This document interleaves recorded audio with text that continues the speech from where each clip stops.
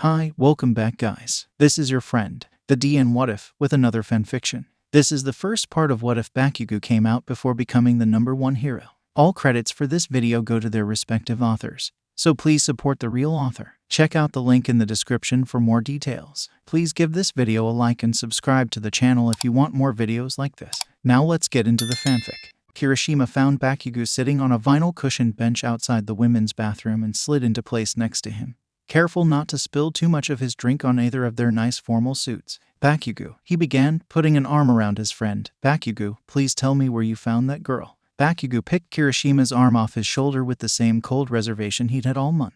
Kirishima had hoped that since Bakugou was holding a drink of his own that maybe he'd loosened up a bit, but no such luck. Bakugou must have been either mostly sober or these odd new walls he'd put up between them weren't something a stiff drink could knock down. Instead, Bakugou looked over at Kirishima with a single raised eyebrow, like he did when he was pretending to not know what Kirishima was talking about. That girl, you know, your prom date. Holy shit, dude, she's the most beautiful girl I've seen in my life. And she's the life of this party. Does she go to Shishikura? How did you, what? Kirishima forced himself to stop rambling and instead tried to gesture in a way that he hoped would convey to Bakugou that he was confused and he wanted answers. He also made sure to lean in a bit so that his knee brushed against Bakugou's. An arm around the shoulders might be too much for his bro, but surely a little casual, manly, knee-to-knee contact wouldn't upset him. How did you meet? What's her name? Is she your girlfriend? I met her at remedial classes. Her name is Utsushimi Kami. Bakugou left the last question unanswered and punctuated it by pulling his knee away from Kirishima's. Kirishima had always been the one to initiate physical contact between the two of them. Well, almost always. But it was really a coin toss as to whether Bakugou would let him do it or whether he'd shake him off. In that sense, his current behavior wasn't really all that un-Bakugou-like.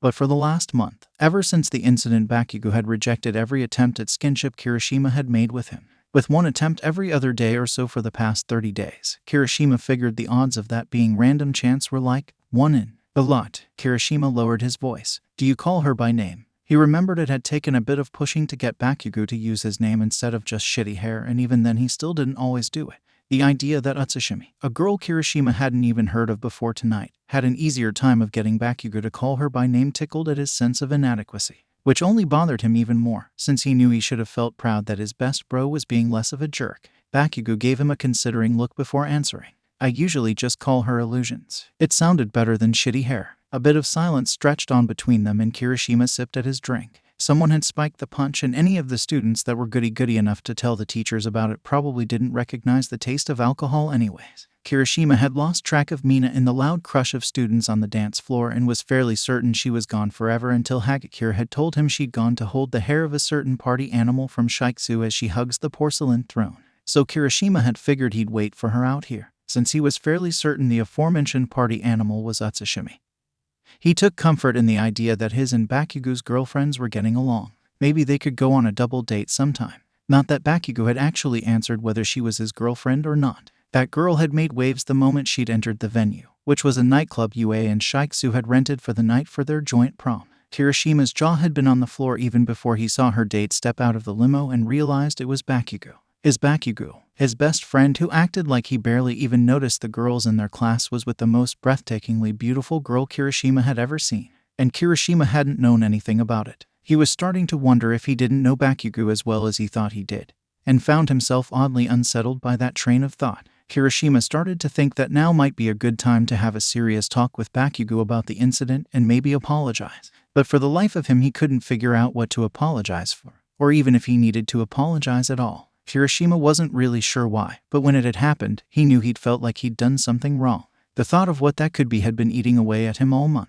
Unsatisfied, Kirishima shelved that line of thought. Apologies couldn't be sincere if you didn't know what you were apologizing for. He'd just have to figure that out first. In the meantime, he'd just have to grill Bakugou some more about his date. You never answered me, Kirishima began, continuing when Bakugou shot him some fierce side-eye. You never told me whether or not she was your girlfriend. Maybe I don't owe you any answers. Bakugou snarled back. Maybe not, Kirishima said, but you owe her one. The aggressive approach worked. Bakugou now seemed just angry enough to thaw out his cold shoulder. What the fuck does that mean? It means that if she's your girlfriend, you should be proud enough to tell the world, Kirishima said. Bakugou made a TCH sound and leaned back against the bench. Oh yeah, you would know all about that, wouldn't you? he said, low enough that Kirishima might have missed it over the beat of the dance music if it hadn't been exactly the response he'd been expecting. The pause that stretched between them was less comfortable than it had been before, so Kirishima was relieved when Bakugou rolled his eyes and sat forward again. I'm not her boyfriend. I'm not even really her prom date. His low, gravelly voice was again barely audible over the music, but there was less hostility in it, more of a bodyguard. Kirishima leaned in, intrigued. What do you mean? You can't tell anyone about this. I won't. Kirishima took his promises seriously. Remember that meatball motherfucker who turned us into chicken nuggets back at the provisional license exam? Bakugou growled. Ugh, how could I forget? Dude, I try to think of it as like, he turned us into potatoes or something because I don't want to ruin meat for myself. Wait, don't tell me he's her boyfriend. Bakugou looked at him as if the question had just given him a headache. No, idiot. He put a few calloused fingers to the bridge of his nose, closing his eyes as he continued. But he wishes he was, and he's apparently super pushy about it. Teachers won't do anything, and the other students are too chicken shit to get involved. She only wanted to have fun with her friends tonight. But if she'd gone alone, he would have ruined it trying to get all over her. Apparently, he hates me though. Never would have guessed. Bakugou flashed a smug smile at Kirishima, so as long as I'm nearby he stays the hell away. Bakugou, Kirishima breathed, feeling a few manly tears well up in his eyes. To spend your evening protecting a beautiful woman from a creep. He was so proud of him. You really are a true hero now. He tried to wrap his arms around Bakugou for a hug, but Bakugou put a hand on his chest and shoved him off before the hug even got started. I was already a true hero. Shitty hair. Bakugou only continued once he'd managed to shove Kirishima away from him. Besides, it's not like I'm doing this to help illusions. I'm just doing it to cuck potato boy. By the time Kirishima had stopped laughing, he had tears running down his face and his abs hurt. Bro, he pushed his half-full cup towards Bakugou's completely full one in an uncoordinated attempt at a toast. We're gonna drink to that, he said, before downing the last of his spiked punch. Bakugou made no move to finish his drink. Are you holding that for someone? Kirishima asked. Bakugou didn't look at him, but responded after a little bit. No, illusions gave it to me to drink. Said I needed to relax. Bakugou rolled his eyes again, and Kirishima realized that he was probably actually trying to subtly scan the hallway for people who might be able to overhear them. I heard it spiked. Kirishima had always thought it was cute how Bakugou didn't like to break the rules. Yeah, Kirishima said. That's the point. Drink. Bakugou gave him an over-the-top sneer. First of all, we're 16, so that's illegal. He snarled, words dripping with the childish threat of tattling. Second of all, he stopped grinning. Don't tell anyone this either, okay? Kirishima was caught off guard by the sudden seriousness in Bakugou's voice. He scooted towards Bakugou and leaned in conspiratorially, stopping just short of making any of that physical contact Bakugou seemed to hate so much these days. When I was at the League of Villains base, they didn't torture me or anything. They were trying to recruit me. Bakugou paused, fidgeting slightly, as if he were getting cold feet about telling Kirishima anything. So far, he hadn't told him anything Kirishima didn't already know. I'm serious. I've only ever told the police about this. Kirishima held his breath and nodded. But their base was honestly just this super lame-ass bar, and I never saw their shitty leader guy without a drink in his hands. I guess he wanted me to like the league and just thought teenagers think alcohol is cool or something. They got me pretty trashed for like 3 days straight. This was news to Kirishima, although in hindsight it made sense. Being super drunk could explain why Bakugou hadn't just immediately flown off after getting teleported outside. Bakugou didn't talk about his kidnapping, and Kirishima hadn't wanted to pressure him by asking. Bakugou went on, still not looking at Kirishima. I can see how it would be fun to get drunk, but it's not great when you're worrying that one wrong move could get you killed. Bakugou suddenly turned and gave Kirishima a piercing glare. I'm not scared, okay? Just 'cause I had one bad drinking experience doesn't mean I'm not going to try again. I definitely intend to get plus ultra wasted someday, when I'm legally of age. He pointed a finger at Kirishima for emphasis on that last point. Kirishima didn't really know what to say to that, so he decided to speak with his actions. He plucked the full cup of punch from Bakugou's hands. Knowing Bakugou's reflexes, he'd probably just let him take it, and down the whole thing. It took a few seconds. How Bakugou started to ask, but Kirishima raised a finger to make him hold those words. Kirishima finished the drink and placed the empty cup back in Bakugou's hands. I'll do my best to learn as much as I can about all the best ways to get sloshed, Bakugou. By the time you're ready to learn, just ask the master, he said with a wink and pointed to himself. Bakugou sort of chuckled at this. It was more of a little exhale from his nose. Really? How many of those have you had? He asked. Kirishima grinned. 7. Bakugou shook his head. The door to the women's bathroom opened, spilling light into the hallway. Mina emerged with an arm around Bakugou's date, who apparently needed help standing up. She's your problem now, buddy, Mina said, somewhat teasingly to Bakugou. Mina's dress was a tight-fitting pink number that was only a few shades darker than her skin tone. It had looked cute in normal lighting, appropriate enough that he wouldn't think twice about showing his prom pictures to his parents or anything. But in the dimly lit nightclub, the color was virtually indistinguishable from her skin, so Kirishima had been doing double takes all night whenever he'd see her out of the corner of his eye, thinking that she was naked. He wasn't the only one who had been eyeing her either, he knew. But even Mina, with her eye-catching dress, seemed dull next to Utsushimi. Kirishima couldn't peel his eyes away as Bakugou tenderly took Utsushimi off Mina's hands, cradling her in solid arms that looked like they could have moved heaven and earth if that's what it took to keep her safe. They looked good together. Were they really not dating? Kirishima thought that seemed like such a waste. Bakugou's evening with Kami had been pleasant enough. His job was simple. He would sit on the edge of the dance floor while she danced with her friends, watching for Meat Boy,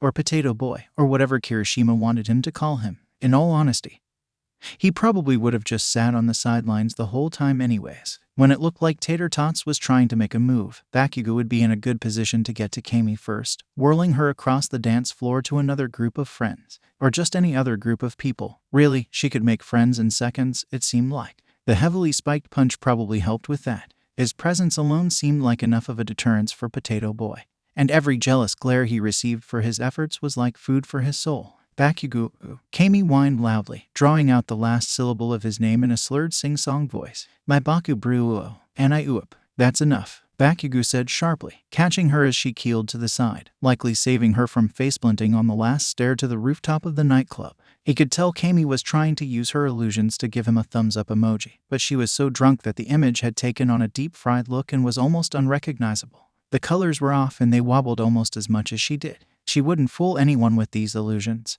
That was certain. Bakugou, she said more quietly, preached fam. He was reasonably certain this meant something to the effect of thank you. They were alone on the roof, away from the rest of the party. Kami had said she wanted fresh air after, in her words, visiting BigVom.com. The roof was clearly designed to be partied on. There was a pool, though it currently had some hardtop covering on it, and a poolside bar, gazebo thing that had been locked up and unstocked before they'd arrived. The floor was tile and looked like it had been swept recently, so Bakugou decided it was unlikely Kami would step on something sharp if she were barefoot. Shoes off, so you can fucking walk on your own, he grumbled. Kami nodded and started to lean down to undo the straps on her stilettos, but this was far beyond her current capabilities. Bakugou ended up having to lower her into a deck chair and untangle the needlessly complicated buckles as she giggled, kicking at him gently whenever he'd accidentally tickle her in the process. The city glittered around them and the fresh spring breeze was a cool respite from the sweaty mess of dancing teenagers down below. Bakugou wondered why they hadn't had the party up here. For security, probably, he thought. The rooftop was open, exposed, and their location tonight was supposed to be a secret. If UA had their shit together, which Bakugou presumed they did, they'd likely have a few pro heroes watching from nearby buildings. They were probably watching him and Kami now, a thought that gave him more comfort than he expected. He scanned the skyline, trying to think of where he would place heroes if he were in charge of security. For good measure, he also checked back towards the door, looking for Potato Boy, but there was no sign of anyone. But for realsies too, Kami said, leaning into him and shivering. You're totes like the only boy I could trust with this. Bakugou took off his embroidered suit vest and wrapped it around her shoulders. There wasn't much material to it, but it might help warm her up a little bit. Barf on this and I'll kill you, he said with a bit of a snarl. Kirishima had bought it for him and he was fond of it. He settled into a seat where he could keep an eye on both Kami and the door to the roof. If a certain someone decided to try and join them up here, he'd see it. You're the first guy friend I've had that I can just be friends with. You're either the most unthirstiest boy ever. She shrugged and made another barely legible illusion appear between her hands. It looked like a sparkly rainbow with the word friendship beneath it and was accompanied by what Bakugou assumed was supposed to be a twinkling sound effect, but it had a tinny quality to it and sounded far away. ... or I just ain't got the kind of straw you like to SSS sip. Carefully, Bakugou considered the strange turn this conversation had taken. He had never been asked, point blank, if he was gay before, and he honestly had never thought about how he would respond. Lying about himself didn't sit right with him, but he'd always wanted to wait until he was the #1 hero, when he stood above everyone else, before coming out, though he'd had times when he'd thought about doing it before then and had almost gone through with it once. But being the #1 hero came first. It wouldn't matter what people would say about it then as long as he'd risen to the top. Bakugou knew his lack of a response would give Kami all the answers she needed. He liked being friends with Kami. It was true, just friends, though. Being around people tended to tire him out, and being around Kami was no exception. He'd had fun tonight, sure, but what he was looking forward to most right now was going home alone and sleeping in past noon. Was that so abnormal? She was pretty, anyone with eyes could tell you that, but that didn't really make much of a difference to him. The only satisfaction her good looks had brought him was when she'd first walked into the venue and Kirishima had nearly dislocated his sharp-toothed jaw over it. Raccoon eyes had been left staring, first at Aimi, then at Kirishima, then at Bakugou, then back to Aimi, as if she couldn't process what was happening. It had satisfied some of his more vengeful, petty urges, but other than that, it didn't really matter to him what Aimi's face looked like. She was funny and that's why he hung out with her. It was as simple as that. Yeah, simple. That's what friendship should be. He could look into her eyes without being worried that he might fall into them. He could laugh at her jokes without wondering if he was laughing too hard or not playing cool enough. He didn't feel the urge to overshare around her. There was no violent oscillation between wanting to open up and be vulnerable and wanting to close off and be cool and tough. He could put his arm around her to carry her up the stairs to this very roof without feeling like Icarus flying too close to the sun, doomed to crash and burn as soon as the touch ended. And he knew that when the limo dropped her off at home for the night, he would feel content, satisfied with the time he'd spent with her rather than hungry for more. He'd had a friendship like that with Kirishima once, but somewhere along the line things had changed, and Bakugou couldn't tell whether something had been lost or gained. Had it changed when he'd grabbed Kirishima's hand in his mad scramble to escape the league that night at Camino? Had it been when Potato Boy had used Kirishima like a human shield against him and Bakugou had been forced to choose between him and the victory he craved so much? Or maybe it had changed when Bakugou didn't really want to dwell on it and scanned the rooftop for threats again. There was nothing, obviously, but Aimi had let the colorful smoke she used in her illusions drift all over the roof and was entertaining herself by populating the deck chairs with images of people and cartoon characters, their forms rendered unrecognizable by the wobbly deep fry. She really had a wide area of effect if given enough time to let her smoke diffuse. A powerful quirk, Bakugou thought, even if it was useless right now. Illusions, Bakugou started. We're hiding up here because you were the one who spiked the punch, right? Aimi sat up sharply as a bunch of distorted exclamation and question marks popped up around her head before floating away and fading. How do you know? Bakugou shrugged. It's obvious. There are other students that could have probably hidden themselves well enough, but only Aimi's quirk could have masked every visual or auditory signal of the crime, while also leaving an illusory Aimi on the dance floor to give her an alibi. Of course, since she was the only one who could pull off a perfect heist like this, all the teachers would know it was her too. Aimi leaned back in her deck chair, smug. Guilty as charged, Your Honor. Bakugou wrestled with his curiosity before letting it get the better of him. How'd you get it into the building? You didn't carry it in your little purse, did you? Aizawa had been helping with security at the door and had been canceling the quirks of anyone who walked in, presumably to stop this exact thing from happening. The only thing she'd carried in was a clutch bag, and Erasure hadn't found any glamour on it. It's called a clutch, sweaty. I know it's called a clutch, damn it. And it was super on fleek with my outfit BT dubs, except for the fact that it wasn't a clutch at all. The whole thing was actually just a hooge flask and they never checked inside it. She used her illusions to write top-tier door security in the air above her, followed a few seconds later by as expected of UA, the large impact font being the only reason it was legible. By now, Bakugou was fairly certain he knew where at least one of the pro heroes watching them was situated. He'd seen movement in a darkened office building across the street and 5 floors up. If it was someone doing some serious overtime, they'd at least have kept the lights on. Far more likely it was someone on the UA or Shiksu security team who didn't want to draw attention to themselves. Silently, the door to the rooftop opened, revealing one scrawny, purple-haired figure in the shadows. Potato Boy. Bakugou was glad he had kept the door in his field of view. Illusions, he murmured, we've got company. Her face fell, reacting to the concern in his voice before she even saw her creepy little stalker blocking the exit.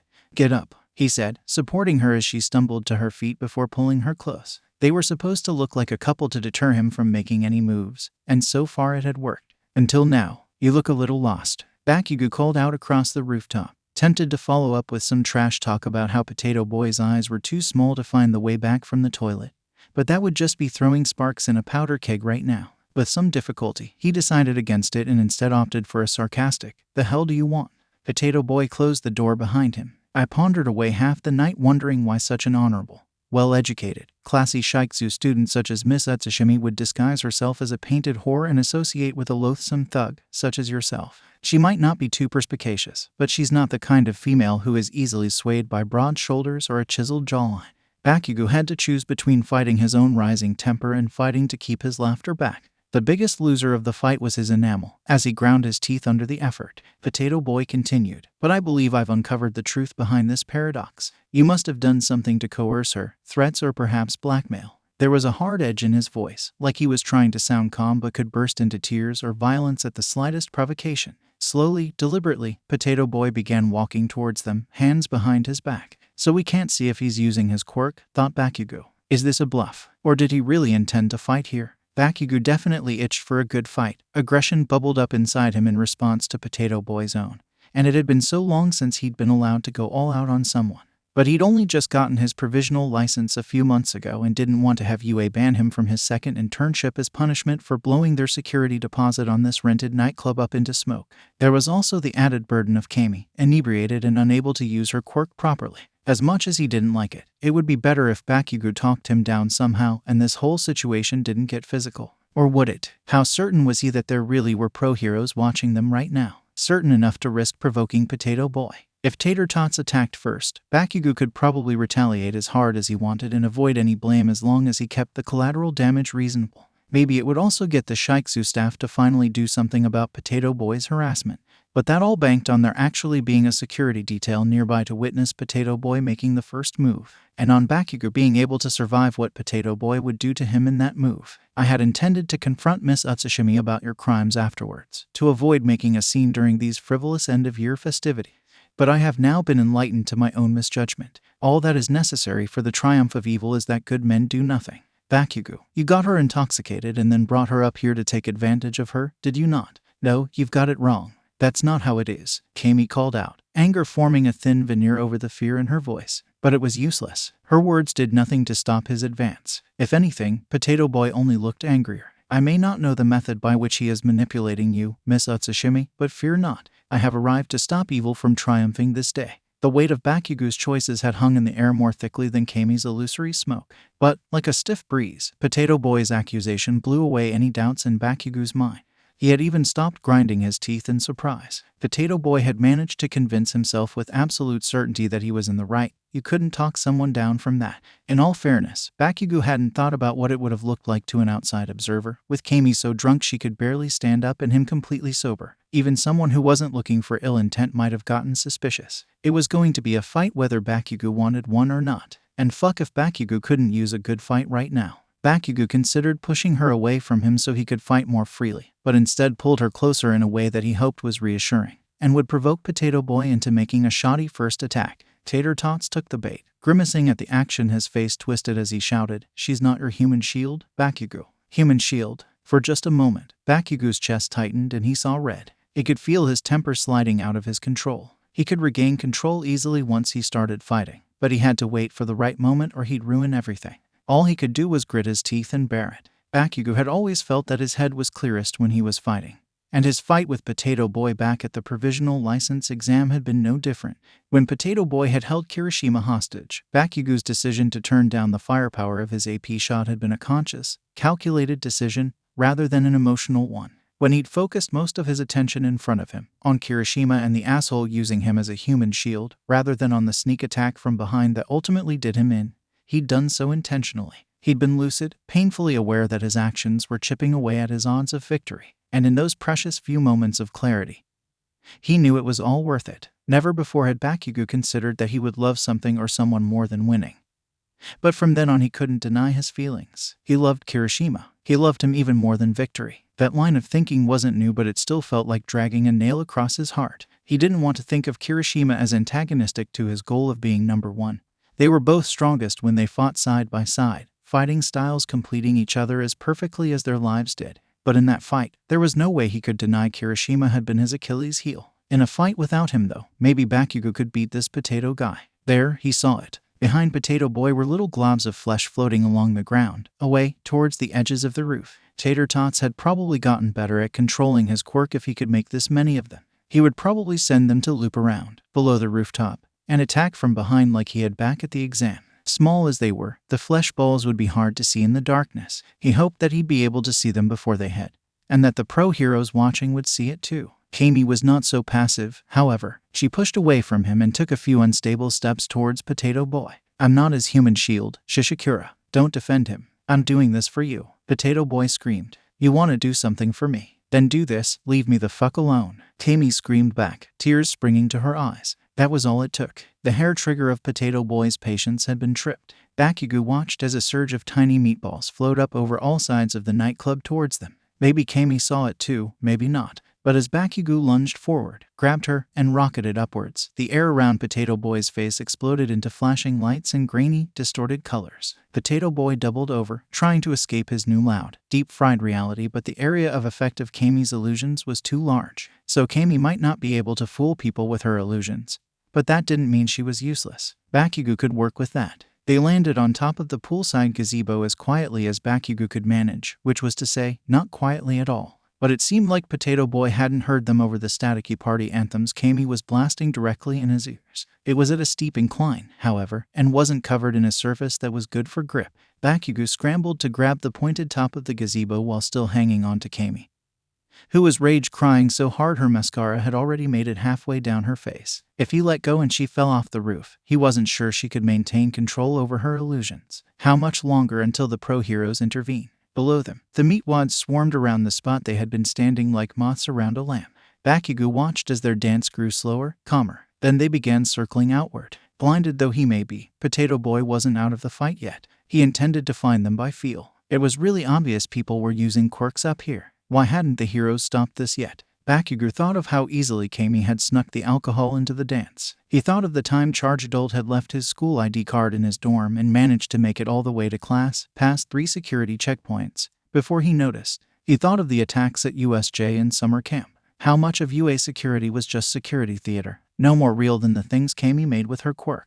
What if there were no pro heroes watching them? Aimi, I'm going to need you to hand me my phone, Bakugou said, his eyes on the window where he'd seen the person moving before. It's in the left inside pocket of my vest. Aimi sniffled before asking, You gonna call the teachers? I am. Aimi shook her head. No. What the fuck do you mean no? This is serious. I'm gonna get in trouble, she whispered between hiccuping sobs. What? Are you actually more scared of what the teachers will do to you over a dumb prank than what this potato motherfucker is about to do to us right now? Give me my fucking phone, Aimi. He shook her a little bit, but not enough that it might break her concentration on her quirk. Aimi seemed to consider his words, but not quickly enough. The first glob of meat plopped onto the roof of the gazebo, little more than a meter away from them. They were out of time. He blasted off from the roof and tried to search for the window where he'd seen movement earlier. He couldn't see anyone now, but he'd counted the floors and they'd been in a corner office. It was difficult to propel himself with only one hand, and Aimi's extra weight didn't help. Before he reached the correct window, Aimi slipped slightly in his grasp before he caught her again, and the sudden shift in their combined center of mass sent them careening alongside the office building before he could get control again. Resigned to the loss of UAS security deposit, Bakugou broke one of the large double-paned office windows with his quirk before flying inside.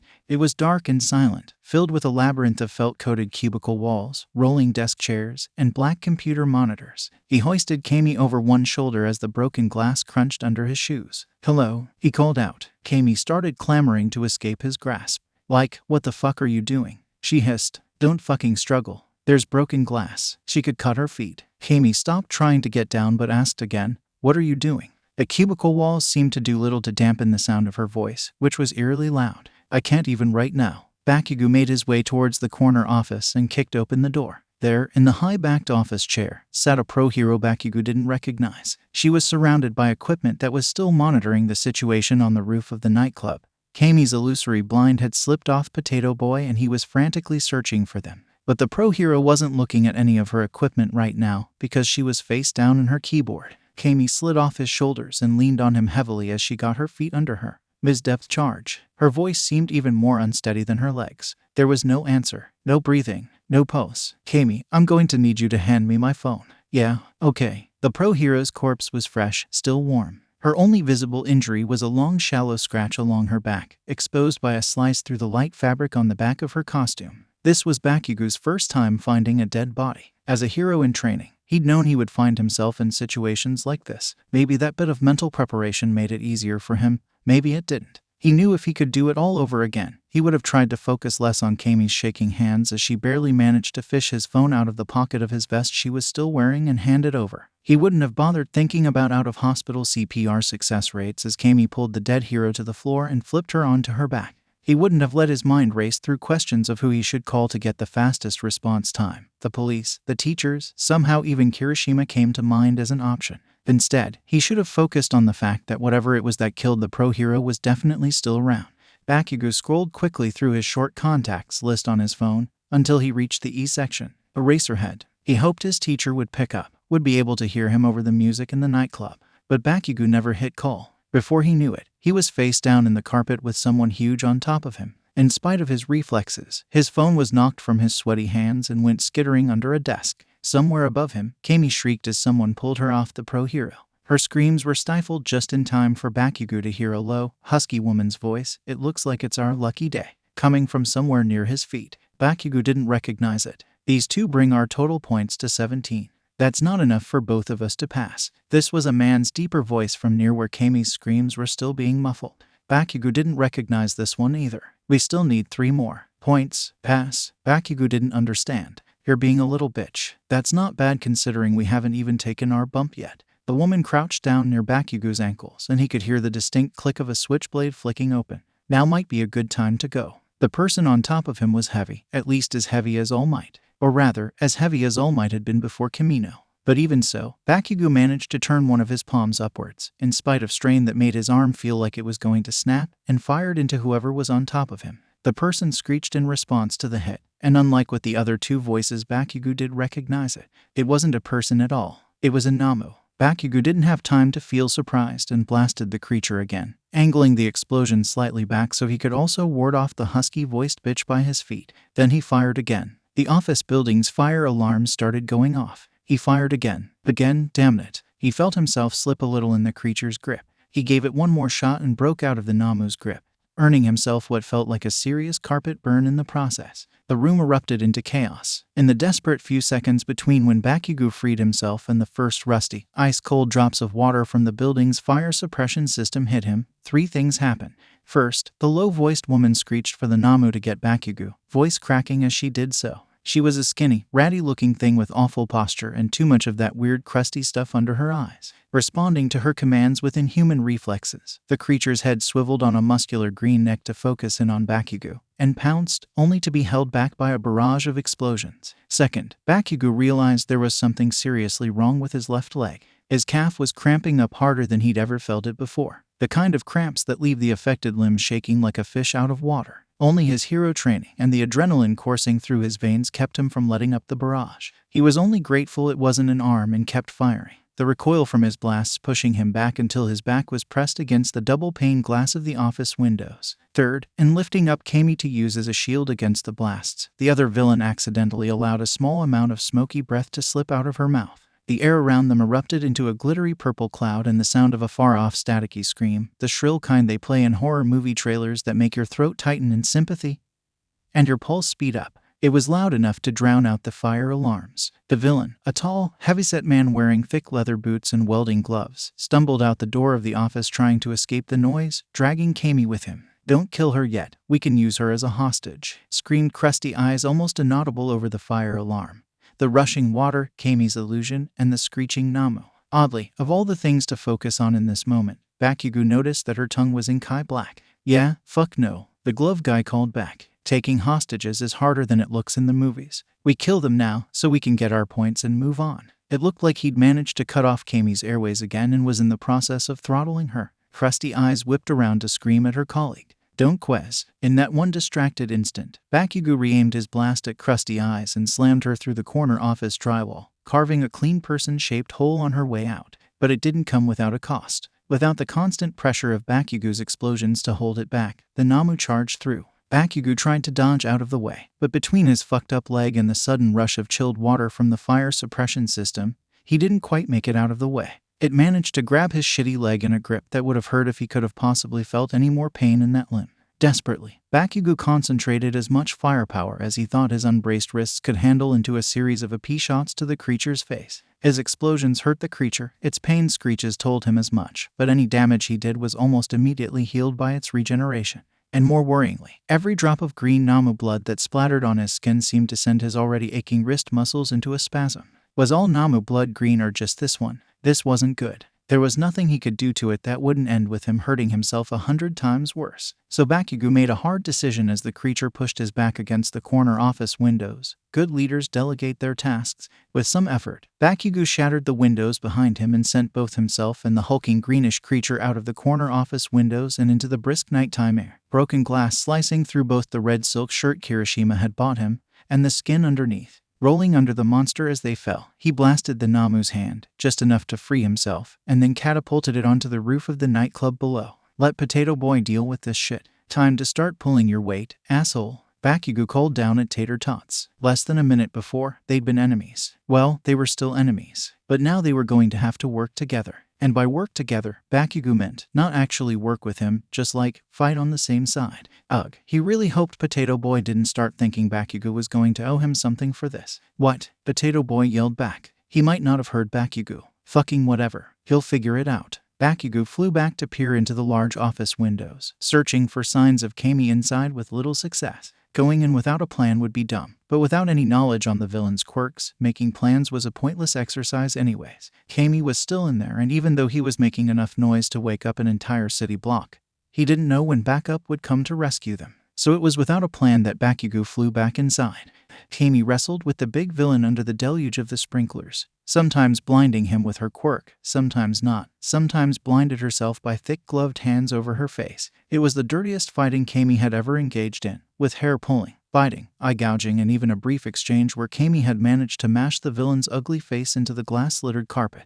But even that hadn't been enough to get the tenacious bastard to let go of her. In another part of the office, something crashed through the drywall near the corner office where they'd been earlier, making the big villain tense up for just a fraction of a second.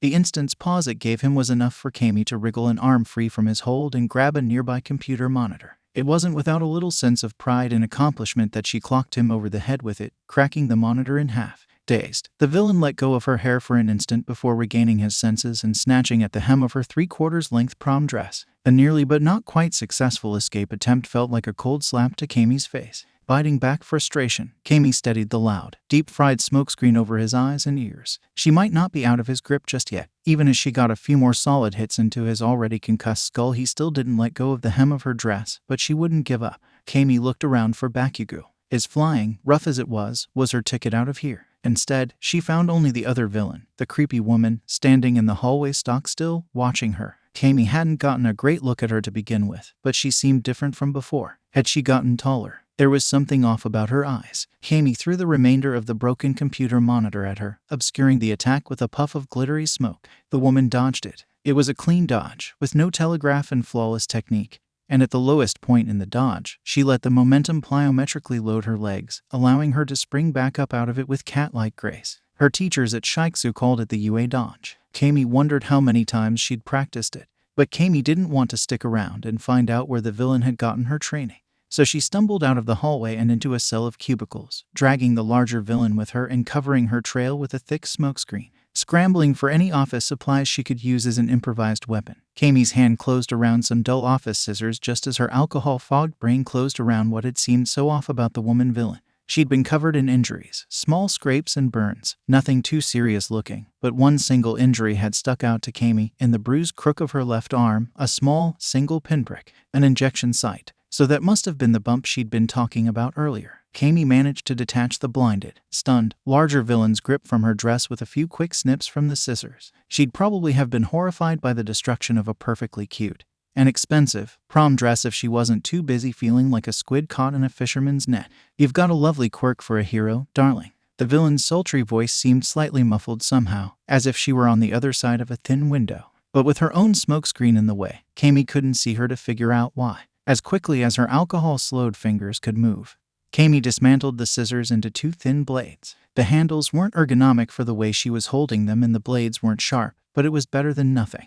The woman kept taunting her. Did you train hard to extend your quirk this much? Kami hadn't known what to expect, but she definitely wasn't expecting her own smoke to start moving, shifting away from the villain as if pushed by a wall. Her smoke advanced on her, completely enveloping the concussed villain at her feet. Kami dropped its opacity, hoping to see what was pushing it around. There was a clear bubble of some kind around the two villains. It looked thin, but it was still enough to push Kami's smoke out of the way. The woman villain seemed to be the one controlling it, and small water droplets flowed from her eyes, washing away the crust, before floating over and bolstering the barrier, increasing its radius inch by inch. She sat on top of her concussed partner and was casually going through his pockets with her right hand, ignoring his valiant struggles to remain conscious. Black silk hem of Kami's dress still clutched in his glove-covered fingers. Her left hand held a knife, the tip already red with blood and green with some other fluid everywhere else. Did your teachers ever tell you that nobody wins in a knife fight? The woman's words dripped with condescension. Without a big advantage either way, both parties usually end up cut to ribbons. But I think I'd rather get cut by your dull scissors than this, she gestured flourishingly with her knife, since it's still coated in the same poison that's currently killing your boyfriend. Outside, Kami could hear Bakugou's explosions. Doesn't sound like he's dying to me. She tried hard to sound confident, like she was calling the woman's bluff. She hoped it was a bluff. The villain smiled and licked her lips with a long black tongue. The effects are probably still only localized right now, but the more he struggles, the faster the blood clots will reach his heart. I give him 3 more minutes at the most. The woman found what she was looking for in her partner's pockets and held it up to get a better look in the flashing lights of the fire alarm. It seemed to be a little injection device, like a smaller EpiPen. Let me guess, Kami said. You're gonna tell me if I behave, you'll give him that antidote. Antidote? The woman laughed. There is no antidote, honey. This is for me. She injected her left arm with it. It was meant to be his bump. She kicked at the larger villain beneath her, but I don't think he'd do it any good right now. Using as much concentration as she could manage, Kami tried to piece together a still image of the cubicle they'd cornered her in, painting back the opacity of her smoke section by section. If she were fully sober, it would have been trivially easy, but now she had to go slowly, carefully, or the deep-fried look would come back and tip the villain off. It would have been impossible to even try it earlier. But the fighting, the fear, and the freezing cold shower of the fire suppression system had done a lot to sober her up. If she could use her illusion as cover and climb over a cubicle wall, she could make it back to the corner office and call for help on Bakugou's dropped phone. And I've built up a tolerance to it over the years. The villain continued. I thought I'd be nice and share some with him, but it's probably better this way. I usually don't feel the full effects on just one anyways. Human movements were the hardest to imitate with her quirk, so Kami made sure to hold as still as she could as she painted a smoky image of herself. What is it? She was just asking anything she thought could distract the woman. When her new illusory smokescreen was complete, Kami silently backed away. The villain's eyes didn't follow her. That was a good sign. As silently as she could, Kami crawled onto the desk, testing her weight on the cubicle wall next to it. If she'd been more focused on her surroundings, if she hadn't had so much spiked punch, if only she'd never gone up on that rooftop, if only she'd been a better hero. These were the refrains Kami would repeat in her darkest moments for the rest of her life. Because in that instant, her back to the villain's strange bubble of tears that held Kami's smoke back, she wasn't able to see the bubble wrinkle and send thin tendrils out, each one peering through the smokescreen. It wasn't until she'd cleared the wall and turned around to look at the villain from the other side that she saw the woman's eyes staring right at her. It's called trigger, and then Kami could see nothing at all. Bakugou re-entered the office just in time to see Kami's illusory smoke briefly flash white and then fizzle away, like a single-use photography flashbulb. The sudden lack of glittering glamour left the office feeling almost blanketed in an oppressive visual dullness that almost made the fire alarm seem louder and the frigid sprinkler spray feel colder by comparison. As the water soaked into his shirt, so cold it made his chest feel tight, Bakugou was suddenly painfully aware of how ragged his breathing was, how out of breath he felt. Other than that, he was actually feeling better. His left leg was still weak, but the pain had spread itself out through the whole leg, and with that came a proportional decrease in intensity. He could sort of limp on it now. So limp he did, through the office towards where the flash had been most intense. It had come from somewhere down the main hallway and off to the side, among the cubicles. From his location, he could just see some strange bubble of water over the tops of the cubicle walls. It looked like some sort of hydrokinesis quirk. That wouldn't be good news with all these sprinklers firing off. Still, if he got the jump on them, he could probably grab Kami and fly out a window before any serious counterattack could be made on him. Probably. It was better than waiting around to get ambushed. If the other one was still around. Bakugou tested a few small controlled pops during the loudest part of the fire alarm's wail to see how well his quirk was working. Water wasn't really an issue for him. In fact, underwater explosions tended to be even more powerful than the ones in air. But a heavy flow could wash away any accumulated sweat, wrecking his control, while the coldness of the water might interfere with sweat production. But it seemed like his quirk was still working fairly well. He'd broken out in a full-body cold sweat for some reason, and it seemed to be counteracting the effect of the chill water. He steadied himself, preparing to launch over the rows of cubicle walls to where the villain's water bubble was. He took a quick breath in. and in the instant of silence between his inhale and exhale, between the blares of the fire alarm, over the hiss of the sprinkler, that's when he heard it. 1,000 voices, small and far away, barely distinguishable from radio static that every so often sounded a little less like static and a little more like screaming, all repeating the same thing. Run. He took that advice. Calling for help would hurt his ego almost as badly as his stupid leg was hurting him now, but he'd had a really ominous feeling about attacking that bubble. Aimi had more info on the villains than he did. No matter how much he wanted to fight, if she thought he should run instead, then he trusted her judgment.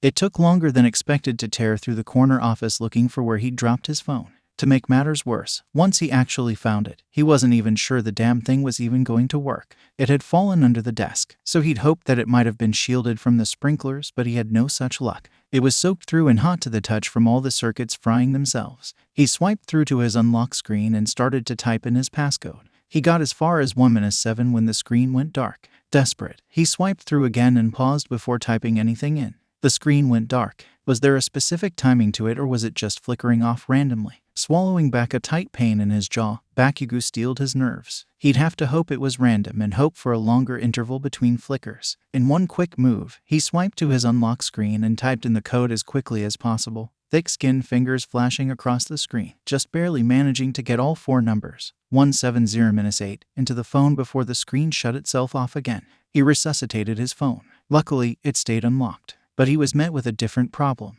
Each time his phone flickered out, it would close all apps and send him right back to the home screen. There wasn't enough time between flickers to dial a phone number or scroll through his contacts. Going for the phone had been a mistake, and he pocketed it, feeling the heat from its water-damaged circuits even through the fabric of his slacks. Only the smallest dregs of attachment to the dying device kept him from blowing it up in frustration.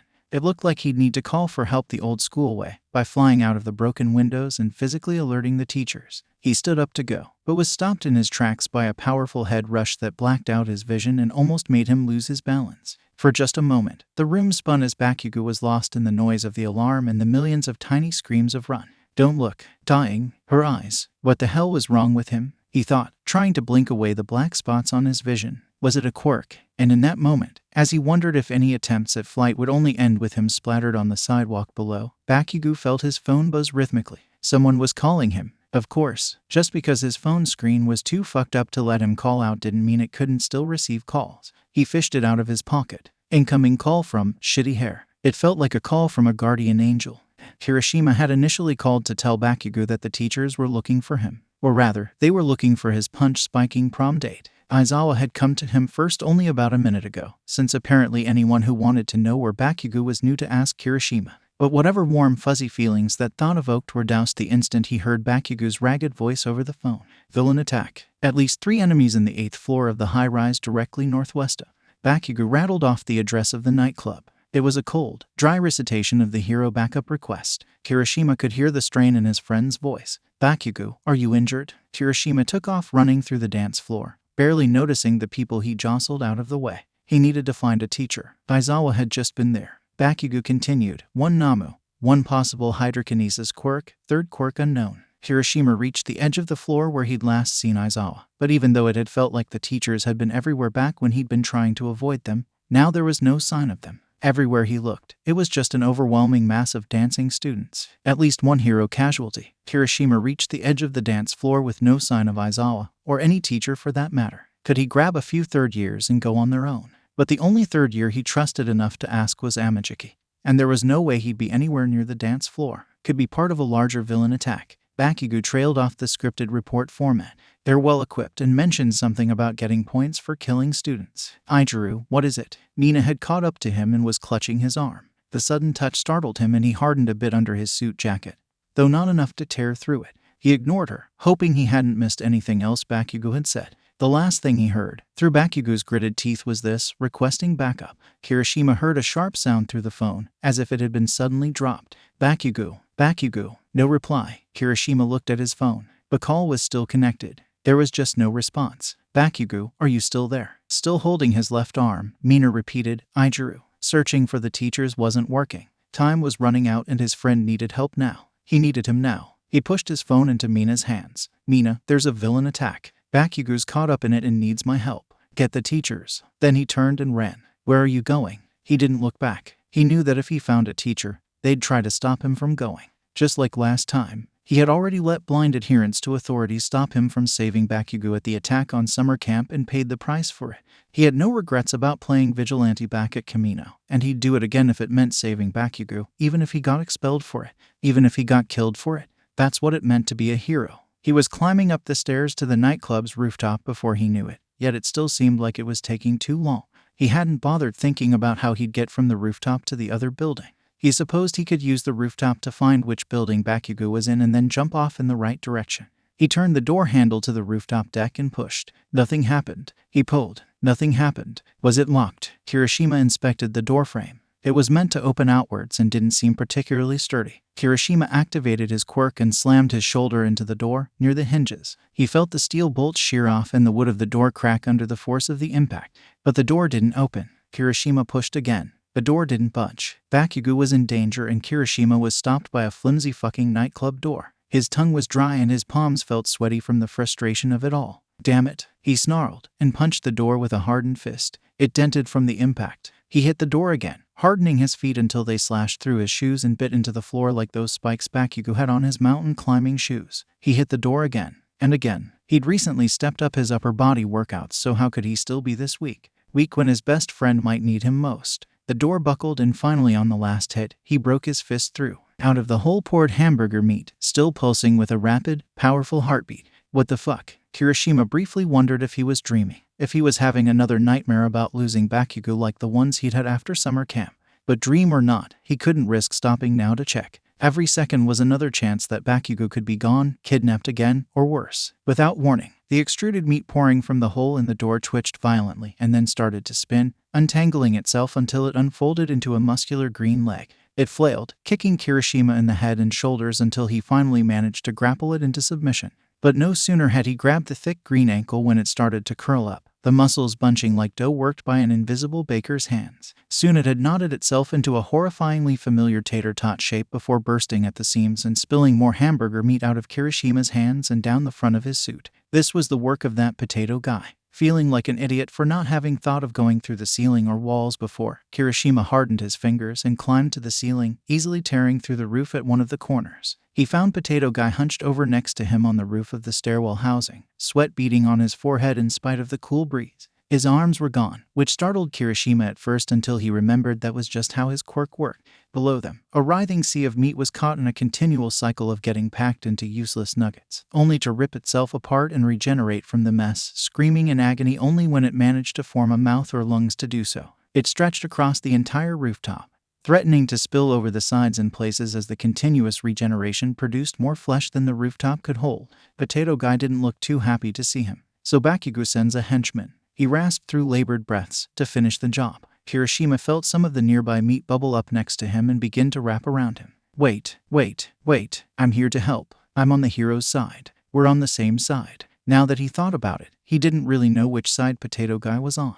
But he hoped it was the same side as him, because he didn't exactly want a repeat of their last fight. Unlike Bakugou or Kaminari, there was nothing he could really do against this guy. The meat stopped its wriggling journey under his suit for a quick moment as Potato Guy considered him. Are you hurt anywhere? What happened? Kirishima asked, hoping that showing some genuine concern would keep Potato Guy from attacking. I'm uninjured, Potato Guy wheezed. But I must concentrate, lest the creature, for just an instant. The meat all pulsed at once and started to unravel back into its original form. Kirishima scrambled onto the small roof and turned around just in time to see howling crowds of beaked heads, brains exposed, thousands of clawed hands, and countless copies of the same muscular legs he'd encountered in the hallway, before Potato Guy could regain the upper hand and twist it all back down again. Below their feet, though, the little stairwell housing lurched dangerously, and several dozen arms spilled over the edge, clawing for the boy who kept them locked in their fleshy prison. Kirishima lunged forward to sort of clumsily throw himself between the grasping claws and Potato Guy. Their claws did little against Kirishima's hardened skin, and limb by limb Potato Guy began to reassert his control over the creature's flesh. I can keep them off you, Kirishima said, trying to sound reassuring. You're doing great. Just keep doing that. It was one of those Namo monster things that had turned up at USJ, and the only thing keeping it from rampaging across the city like some thousand-armed green monstrosity was Potato Guy. Keeping it on lock was a feat few pro heroes could match. Why? Potato Guy croaked. For a guy who said he needed to concentrate, he was surprisingly chatty. Why are you assisting me? Kirishima felt the last Namu hand let go of his hardened arm as Potato Guy molded it back into nuggety uselessness. We're both heroes. We help people, even though you're friends with that ruffian. Their rooftop was little more than a raft on top of the twitching sea of meatball. But Kirishima's heart felt oddly calm as he said, especially because I'm friends with that ruffian. He gave Potato Guy a reassuring smile as more regenerating Namu mouths gnawed impotently on his back. Sure, he's pretty rough around the edges, but Bakugou wants to be a pro hero more than anyone else. He inspires me every day. He's already such an amazing fighter. And he's getting better at saving and protecting people too. We're under attack from a team of villains right now, and I know he's doing his best to protect Utsushimi through it all. Villain attack. Protect her. Surely you jest. It's no joke, man. The image of Bakugou cradling his date in his powerful arms flashed unbidden into Kirishima's head. The memory of it made his stomach twist in a way he couldn't quite place. It was followed by memories of Bakugou paying him back for the night vision goggles, of him telling Kirishima to be unbreakable, of just the fuzziest memory of those strong, warm arms around him on a cold morning. He's a lot more gentle than you realize. He's just got his own way of showing it. Potato Guy shook his head. Yet he sent this fell beast after me. No, this isn't his creature. It's one of the villains. Kirishima shook his head. I can't think of anyone with a better quirk to handle this thing. Bakugou probably knew it too and gave you this opponent because he knew you were the only one strong enough to hold it back. Potato Guy didn't look convinced. Kirishima continued. This is a Namu. It's one of the same kinds of creatures that attacked the number 1 and 2 heroes a few months back and caused all kinds of damage. But because of the way you bodied us back at the license exam, Bakugou probably knew you could handle it. You're the only one who can handle it. Even if it was all true, it felt a little icky. Really everything about this guy was icky, but flattery seemed to work well on him because he looked like he was starting to warm up to the idea of working with Kirishima. You, Potato Guy croaked. You truly believe he is good? It was devoid of any sarcasm, a genuine question. I know he is, and once we save him and Utsushimi, you can get to know him for yourself. Kirishima put on his best confident smile. But first, I'm gonna need you to let me ride on your meat. Potato Guy looked at him strangely, a little disgusted. No, wait, that isn't what I meant. Aimi had taken hard hits in training before. She'd felt confident that she would be able to push through most of the hits villains would give her in her career. But she'd never felt anything like this. The instant it happened, the pain had ripped every conscious thought from her brain. Though not consciousness itself, she wasn't allowed that mercy, so much so that for some unknown amount of time, Aimi hadn't even really been sure what had happened. She'd only been able to drop to the desk she'd been standing on. Every muscle contracting in agony, rendered little more than a useless writhing mess. Even screaming was beyond her ability as the muscles in her throat tightened so hard they were choking her. An unknown eternity later, the first thoughts began to trickle back in. It felt like her eyes had been pierced by something. But she hadn't seen what it was. Was it still in there? It didn't feel like it. But there'd be no way to tell for sure through eyelids shut so tight they might as well have been welded together. With some effort, Aimi remembered where she was. Remembered she was in danger. Maybe she could crawl away. But it was too late. The villain yanked her off the desk by her hair, barely registering it as she hit the floor. Aimi knew she wouldn't be able to wrestle her way out of this one. So instead, she wrestled for control of her quirk. Visual illusions were impossible, at least as far as Aimi could tell without any sight of her own. But through gritted teeth and shallow breaths, she managed to regain control of the smoke far away from her just enough to send a message. Run. She hoped that maybe, if Bakugou was still alive, he'd hear her. One hand still in Aimi's hair, the villain pulled her head back, overpowering Aimi's spasming neck muscles. Oh come on, sweetie. If you play nice I'll let you leave behind a pretty corpse. I know how much image matters in the hero world. Something jumped inside Aimi's eyes, sending another wave of pain through her, and she instinctively brought her hands to her face, covering it as silent sobs sent a mix of hot tears and blood pouring down her face. It was a physical thing, like a little shard of glass, stuck inside her eyes. She could feel it. And then the thing melted away, leaving behind only pain. The villain let go of her hair and took hold of her wrists, peeling them away from her face. The woman hadn't looked all that strong to begin with, and her quirk clearly wasn't strength enhancement. She must have taken enough trigger to enhance more than just her quirk. Aimi thought, just before all thoughts fled. Well, what's it going to be? If you ask nicely, I'll even let you die before your boyfriend. Aimi could feel the things pulling themselves out of her eye sockets and tearing across her face, shredding through layers of flesh like a combine harvester, gritting more than just her teeth against the pain. Aimi tried to focus on what she knew about this bitch's quirk. She could control her tears with a high degree of precision. She took a quirk enhancement drug and could cry more tears now, which allowed her to put up a barrier against Aimi's smoke. But did it enhance her power? Was she making ice or high-pressure water and stabbing Aimi with it? How was she doing this? It didn't feel cold. And it also didn't explain why Kami hadn't seen the initial attack. Nothing had flown at her from the villain, so there had been nothing to dodge. It had just been there in her eyes, instantly. Kami shook her head violently, hair falling in front of her face, and once again the little shards melted away. So the villain must need line of sight on her face to make it work. Kami forced herself to relax enough to slump her head downward in mock defeat. It would keep the villain from seeing her eyes, or what was left of them, anyways. And with that, a small sense of clarity returned. They'd gone over quirk enhancement drugs in class, and Trigger was one of the more famous ones. In large enough quantities it could even change quirk activation conditions. Those little shards of pain hadn't been the villain's tears. They were Kami's own. Kami grasped vainly at controlling her full quirk. Not just the auditory illusions, but the visual ones too, to make a smokescreen in front of her face. But her quirk seemed to slip from her as if it were smoke itself. It wouldn't matter anyways. The villain could just clear it with her tears. Doubling down on her resolve to warn Bakugou, Kami fired off a chorus of illusory voices. She didn't want the villain to hear her, so she made sure to silence her quirk within 5 meters of them. And she also didn't know where Bakugou was. Blind and disoriented as she was, she couldn't even begin to guess, so she sent the voices out everywhere, as far as her range would reach. Don't let her see your eyes. Run, don't fight. You're poisoned. So, you've chosen to be good. The villain drawled. Kami ignored her and kept going. If she gets line of sight to your eyes, you're dead. Get away. Get help. You're dying. Then I'll reward you with your pretty death, sweetheart. Fine tendrils of water wrapped themselves around Kami's face, snaking together until they were thick enough to block her nose and mouth. She was going to drown her. Run. Don't look. You're dying. Don't let her see your eyes. Don't breathe. You're poisoned. Run. Get help. I'm dying. Fear gripped her even harder than the pain had. She really was going to die here if she didn't do something. How would her parents deal with that? What would her friends do? She couldn't let them go through that. But what could she do? She couldn't breathe, she couldn't speak, she couldn't see, and she couldn't fight. Come on, honey. It's quicker if you just breathe it in. The villain's voice was muffled through the water around Kami's ears. No, scratch that. She could speak. With her quirk. Desperate. Kami made her smoke nearby ask a question she knew would distract the villain. She wasn't even really sure how she thought to ask it, but in hindsight, it made sense. Too much sense. Did you start hitting the juice before you got expelled from UA, or after? A trigger-enhanced kick drove the last of the air out of her lungs and sent her skidding across the moist office carpet until she was halted by a steel filing cabinet.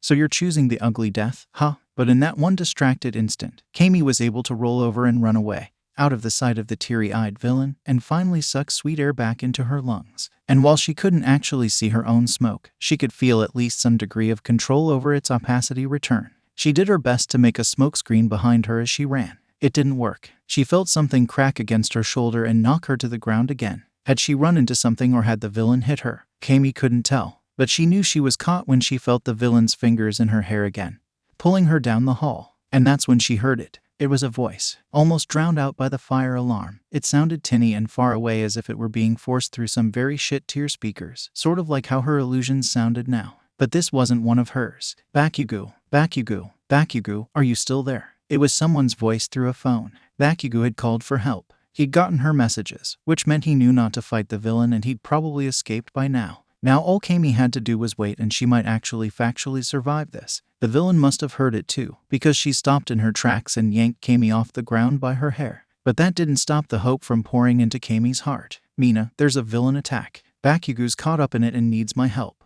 Get the teachers. Is this some kind of trick? Kami could feel the villain's hot breath on her face. Want me to think I'm on the clock in panic? Kami tried to hide her grin, passing it off as a grimace as she felt her tears harden into painful glass shards in her eyes again. She just had to endure it a little longer. Bakugou was warned and help was on the way, but she hadn't prepared for. Boom. An explosion. It was so close Kami felt the heat of it on her face and the pressure wave in her chest as it swept past her and slammed the woman holding her, a perfect center of mass shot. The villain was knocked back and let go of Kami with all but one hand. Together they lurched back. Baku, stop. Kami tried to shout, but it sounded a lot more like a pain gurgle than she was hoping for. In any case, Bakugou didn't listen, as AP shot after AP shot continued to pound the villain until both she and Kami tumbled to the ground, somewhat jumbled on top of each other. Kami felt one skinny arm wrap around her neck and hold her close, like a human shield, while the other arm must have gone for that damn poison knife, because Kami felt her whole left arm seize up with the most painful cramps she'd ever experienced. What had the villain said about the poison? Did she only have a few minutes until dying too? But far more concerning was the fact that Bakugou was here. Hadn't he gotten her warnings? Were his eyes already ripped to shreds? A wheezing croak of a voice came from right above her ear as the woman said, "You think you're really fucking clever, don't you?" "No." That was Bakugou's voice. In spite of the cockiness, he sounded like he'd just run a half marathon with a lead weight tied around his neck. "I just figured you were such trash I could still take you out blindfolded. In case you're having a little trouble seeing us, I'll give you some advice. Don't shoot, or you'll hit your little girlfriend instead," the villain hissed. Aimi knew it wasn't a bluff, but she was more preoccupied with figuring out how Bakugou had been able to hit the villain in the initial volley with a blindfold on. He might have been able to hear the villain talking over the fire alarm, but it wouldn't have been easy. And how had he known he wouldn't hit Aimi in the process? After a rough exhale that might have been a laugh, Bakugou said, "She's not even my girlfriend." "Oh, you hear that, sweetheart?" The villain jostled Aimi in a way that might have been seen as friendly in a different context, and if it hadn't slightly twisted the knife in her arm, evoking an involuntary grunt of pain.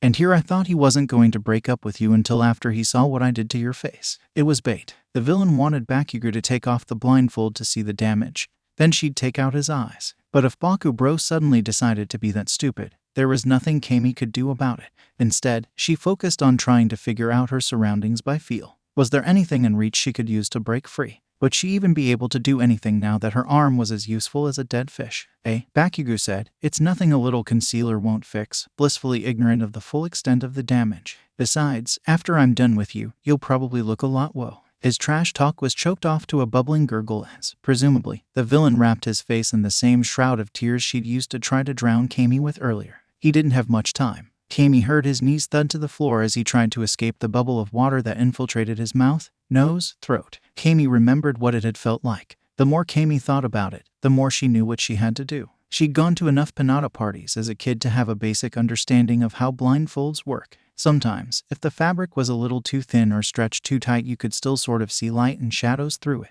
Bakugou had probably been watching their silhouettes against the backdrop of the windows. Now that they were on the floor, propped up against a wall below any windows, Bakugou couldn't see them, so he didn't know where to shoot. She'd have to find a way to get this woman to let go of her, and then she could use her glamour to give the villain's position away to Bakugou. But wrestling out was impossible. She'd need a weapon. There was only one weapon around she could use to fight off the villain, and it was currently buried 2 inches into her left arm. You should never remove a blade that's stuck in a victim until they're safely in a hospital unless you absolutely have to. Aimi remembered her hero aid and rescue teacher at Shiketsu, Depth Charge, had said to her once. The knife could be the only thing stopping the bleeding. Well, she absolutely did have to this time. "Bakugou," Aimi murmured. "Let's show this basic bitch how to get lit." Aimi pulled the knife out of her arm and jammed it to the hilt between the woman's ribs. The woman convulsed as her entire core spasmed with full-force cramps. Aimi used the opportunity to roll off of her, but left a smoky afterimage in her wake. She couldn't see it to confirm what it looked like, but she could feel it, and could feel it was in the right location, as closely pressed into the villain's skin as she herself had been only moments before. She turned the illusion brighter and brighter, until she was certain Bakugou would be able to see it blazing through his blindfold. He did. The savage barrage of a pea shot. Autocannon ripped through the air, blasting not only its target, but also the concrete building wall behind her into what Aimi could only assume was a fiery oblivion. And as the dust settled, Aimi heard a familiar voice, far away sounding, but not in a way that was from talking through the phone. Real and in person. "Hey, Bakugou." Kirishima hadn't felt this relieved to see Bakugou since that time he'd caught his hand at Kamino. Amazing how just seeing his face could make Kirishima weak in the knees. But unlike at Kamino, Bakugou looked a lot worse for wear this time. His suit was shredded half to pieces and he leaned heavily on his prom date. Both were soaked, looking like drowned rats, but to Kirishima's horror, he saw that some of what was soaking them was red, blood, and lots of it, especially on Utsushimi's once gorgeous face. She had a bandage on her left arm too. Turning, he tried to signal to Shishikura to move the floating island of Namuburger patty Kirishima was riding on even faster. He had to reach Bakugou. When Kirishima turned back around, he could see that Bakugou had noticed him. He was grinning, proud, victorious in spite of the pain. Together, they limped to the edge of the office, Bakugou clearly depending on Utsushimi for the strength to stand, yet also guiding her. The gap between them closed, meter by meter, but not fast enough. Only 10 meters remaining. 9. Bakugou stretched out his free hand. 8. Kirishima reached out too. 7. 6. Kirishima realized he was holding his breath. He kept holding it. 5. 4. As quietly as the lights flickering off in the dorms at curfew, the consciousness slipped from Bakugou's eyes and he lurched forward. The unexpected shift in weight pulled Utsushimi forward too, slamming her knees into the busted concrete that had once made up the side of the building. For an instant, it seemed she could hold both of them up. 3 meters to go. But Bakugo's dead weight was too much for her to carry with only one arm, and together they tumbled over the edge. Without thinking, Kirishima jumped after them. He had no idea if he'd reach them before they hit the ground, or what he'd do to stop their momentum even if he did reach them, or what had caused Bakugo to lose consciousness in the first place, or if he'd ever wake up. As the ground hurtled towards all of them, Kirishima realized he wasn't getting any closer. His hands would not reach them in time. Was he going to watch Bakugo die? Right here, right now. Hope slipped away as quickly as the pavement approached, until the wave of soft hamburger meat splashed around them. A month and an afternoon before the attack on the UA Prom that left Bakugo drifting in and out of consciousness, sinking into a sea of toxic hamburger meat. A day and a half before the incident that flashed through his head even as he had far bigger problems to deal with. And 2 days after they both took better than expected marks on their midterm exams, Kirishima and Bakugo took a weekend trip to one of Bakugo's favorite hiking trails. It was a fairly easy hike, one even a little bitch like you can do, Bakugo had said with feigned condescension. Unlike a lot of other good mountain climbing spots, this one was relatively undiscovered, underrated. Neither the base camp nor the summit had a tourist trappy hotel or anything like that, so they'd packed tents and sleeping bags. They planned to spend the night at base camp, and then at 3 a.m. start the trek up to the top to watch the sunrise from the summit. Bakugo would never show it, but he was looking forward to spending some time alone with Kirishima. The weekend held a sort of boundless potential, even if nothing happened up there between them. The idea that something could happen excited him. Honestly, the biggest surprise of this weekend isn't that I got an A- in math, but that you have a driver's license, Kirishima said from the passenger's seat of the Bakugo family station wagon. When did you have time to even get it? Fuck you, I'm an excellent driver, and an excellent teacher. Of course you'd pass. I'm not saying you're not. I'm just saying that you never failed to impress me with all these random skills. Stop underestimating me then. Another thing Bakugo didn't want to admit was that Kirishima's praise tickled his pride. Kirishima probably could tell even if Bakugo didn't admit it anyways. He always seemed to know what Bakugo was really thinking no matter how much he bluffed. Could he tell that Bakugo loved him? They drove along the winding mountain road in silence for a bit, the trees growing thinner the higher they climbed. The turnoff to base camp was unceremoniously marked with little more than a moss-covered wooden signpost. From there, it was a single-lane dirt road that led to a cozy clearing with a fire pit. He could almost taste the s'mores they'd roast, late into the night even with the early wake-up time. Maybe, far from the eyes of any gossipy classmates. He'd work up the courage to feed a particularly well-crafted s'more to Kirishima, and when the melted chocolate dribbled down his chin, maybe Bakugo would wipe it off, with a finger or maybe with his lips. The possibilities were endless. Are we almost there? Asked Kirishima. Yeah, pretty much. Then I guess now would be a good time to tell you. I've got a surprise waiting for you at base camp, Kirishima said, giving Bakugo a mischievous toothy grin that nearly stopped his heart. A surprise. Bakugo did his best to keep his voice as stoic as he could, in contrast to how he felt. A whirlwind of possibilities all vied for his attention, as much as he tried to focus on the narrow road in front of him. Would it be an extravagant love confession? Or some kind of competition they could challenge each other with? Bakugo wasn't sure which idea appealed to him more. They were almost to the clearing and Bakugo's knuckles were white on the steering wheel from excitement. Yeah, Kirishima said, just as they rounded the last corner and drove into the clearing. The surprise is, the clearing wasn't empty. There were 3 dumb extras setting up tents as they drove in. Wait, on closer inspection, these weren't just any idiots. They were his idiots, tape face, raccoon eyes, and charged old.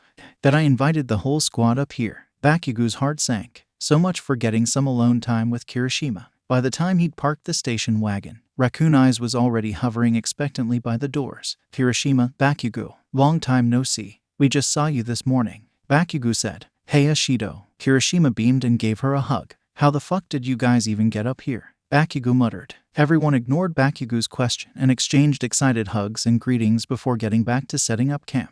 The campsite was little more than a mossy, cleared section in the trees around a small stone fire pit. It was rarely used, but park rangers still came around a few times a year to make sure it didn't get reabsorbed into the forest. As he pitched his ultra-light single-wall and SoFlex mountaineering tent, he noticed familiar holes staked into the dense sod from the last time he'd come up here. He would have let himself crack a smile if the 3 idiots next to him weren't loudly arguing about how to fit 2 fiberglass rods together or something. Hey shitty hair. Bakugo snarled after a cursory inspection of the campsite. Trade tents with me. Okay, but why? Kirishima looked up at him with those wide, almond-shaped red eyes, smiling too innocently for someone who had just rained all over Bakugo's fantasies of a romantic mountain getaway with his shitty surprise. Dick move, shitty hair. Being cute wasn't going to get Bakugo to forgive him for this one. Bakugo pointed to Shitty Hair's shitty tent. This was meant to have a cover over the top, but you didn't bring it. It gets cold at night, so between that and your shitty sleeping bag, you're gonna freeze. Oh, geez. Thanks, Bakugou. Kirishima beamed gratefully and did that cute thing where he rubbed the back of his neck. Bakugou wasn't going to fall for it though, he was still mad. But won't you get cold? No, I won't. Unlike Kirishima, Bakugou actually had a quality sleeping bag.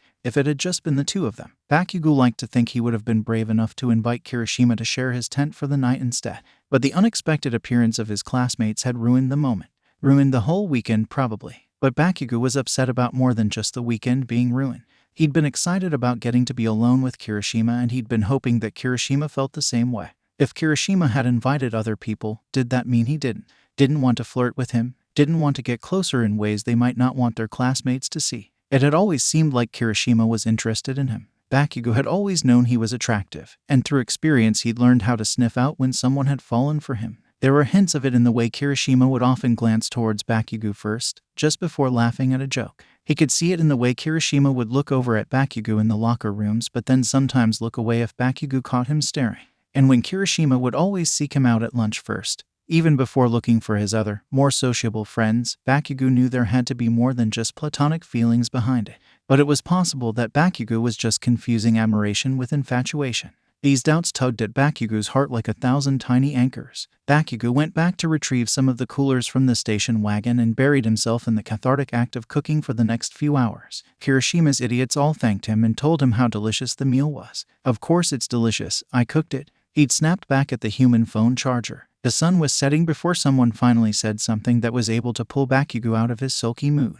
Let's tell ghost stories. It was Tapeface's idea. Tell the one about the ghost girl that strangles you with her hair, but it was really just a normal person all along, suggested the electric idiot, excited as a puppy. Well, I can't now that you've spoiled it. Tapeface shot back. Ghost stories, or rather scary stories in general, were familiar to Bakugou. He'd taken an interest in them to build his courage. A top pro couldn't be afraid of anything, and liked to think he knew what made a good one really unsettle you. Besides, Raccoon Eyes said we've already heard that story. Tell a different one. All right. Tapeface grabbed a flashlight and pointed it at the bottom of his face. How do I look? Spooky. I know you have a good story. Just get on with it. Raccoon Eyes demanded. Fine. So there once was an old woman who lived in a big house at the end of a quiet road. She lived a quiet life, with no children and no friends. Nobody ever called. Nobody ever visited. Tapeface began. Geez dude, Kirishima interrupted. We wanted you to tell us a scary story, not a sad story. Just chill, I'm getting to the scary part. Tapeface continued. So one night as she was drifting off to sleep, she was surprised to hear her phone ringing. She answered the phone and a deep-voiced man answered. I'm going to kill you, he said. Whatever frightening effect Tapeface was going for was spoiled the minute he held the flashlight up to his face like a phone. The old woman asked, who is this? But there was no answer. Bakugou thought that Tapeface's delivery was good enough, but he was skipping a lot of the important tone-setting details that would help immerse a listener into the story. A quick scan of the others' faces showed that while they were interested in the story, they didn't seem particularly scared of it.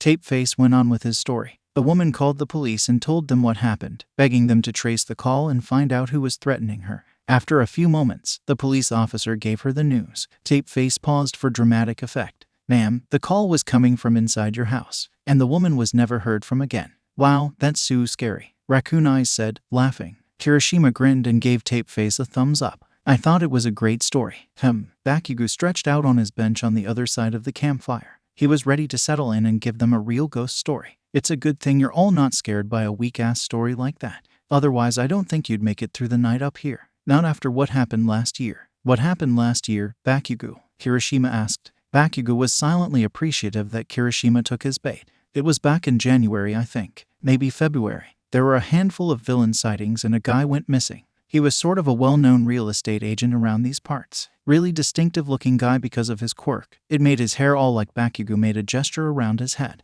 The idea was that if he gave a description that sounded specific, but really could be almost anyone, the odds of someone in the group remembering a news article that said something similar went up. Once they believed there was a chance it was real, well, that's when things got interesting. It was kind of a big deal. Heroes were called and everything. Well, Raccoon Eyes whined. Did they catch the villain? Or find the missing guy? Bakugou shook his head. I like to hike up here, so I was following the story pretty closely. A couple people said they thought they saw him just standing in the forest, but he'd run away before they could talk to him. The last person to see him was a farmer driving through the mountains here. The police report said that just after midnight he spotted a hitchhiker by the side of the road. A few things struck him as off about this guy. First of all, he was mumbling incoherently and wouldn't look the driver in the eye. "That's pretty rude if you're gonna hitchhike," Kirishima said. "Yeah, it is," Bakugou replied, glad that Kirishima was falling easily into the rhythm of the story. But the driver let him in anyway since he thought the guy might be like that cause he had hypothermia or something.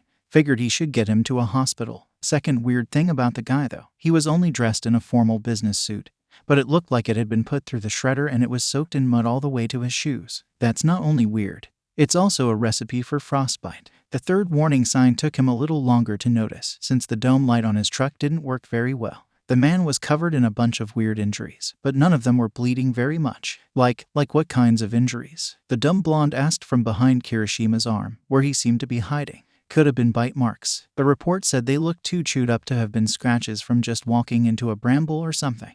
Bakugou had lowered his voice to little more than a whisper, forcing his audience to lean in to hear him. He wouldn't say how he got them though, just mumbled and mumbled, not looking at the driver. Until what? Raccoon Eyes asked. She was now also clutching Kirishima's arm, opposite from Sparky. It was cute in a pathetic sort of way, how she and Pikachu instantly sought out the strongest shield, the greatest protector. If they were going to be cowards, at least they had good taste about it. Until he was, looking at him, just silently staring right into his soul. Bakugou was happy to see his audience's eyes all collectively widen. That's when he says the guy attacked him, just biting like a wild animal. And the police report said the driver had the injuries to prove it, but he managed to whack him with a fire extinguisher and push him out of the truck. Oh, so instead of letting the dude die of hypothermia, he decides to beat him to death himself. Sounds like someone should issue this driver guy a hero license already. This was Tapeface, trying to make it clear to the group just how unaffected he was by the story. But Bakugou could tell from how he'd stopped eating and was starting to hold some extra tension around his shoulders that he wasn't completely immune.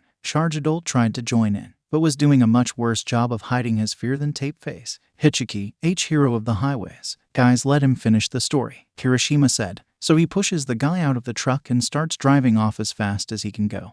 And he said he could feel his back tires go over the guy's legs as he sped off. Bakugou paused so that Tapeface could give a smartass shrug. And in his rear view mirror he watches the guy get back up and start running at him. On all fours, like an animal, Raccoon Eyes' overly made-up eyes went wide and the electric idiot looked like he was going to be sick. Even Kirishima was looking a little pale. Are you sure he didn't just have a running on all fours quirk? Tapeface said. No, Bakugou said, his quirk was the hair thing, remember? Anyways, the driver got away and called the police at the first gas station on the other side of the pass. Pro heroes were called out to search for the strange missing businessman.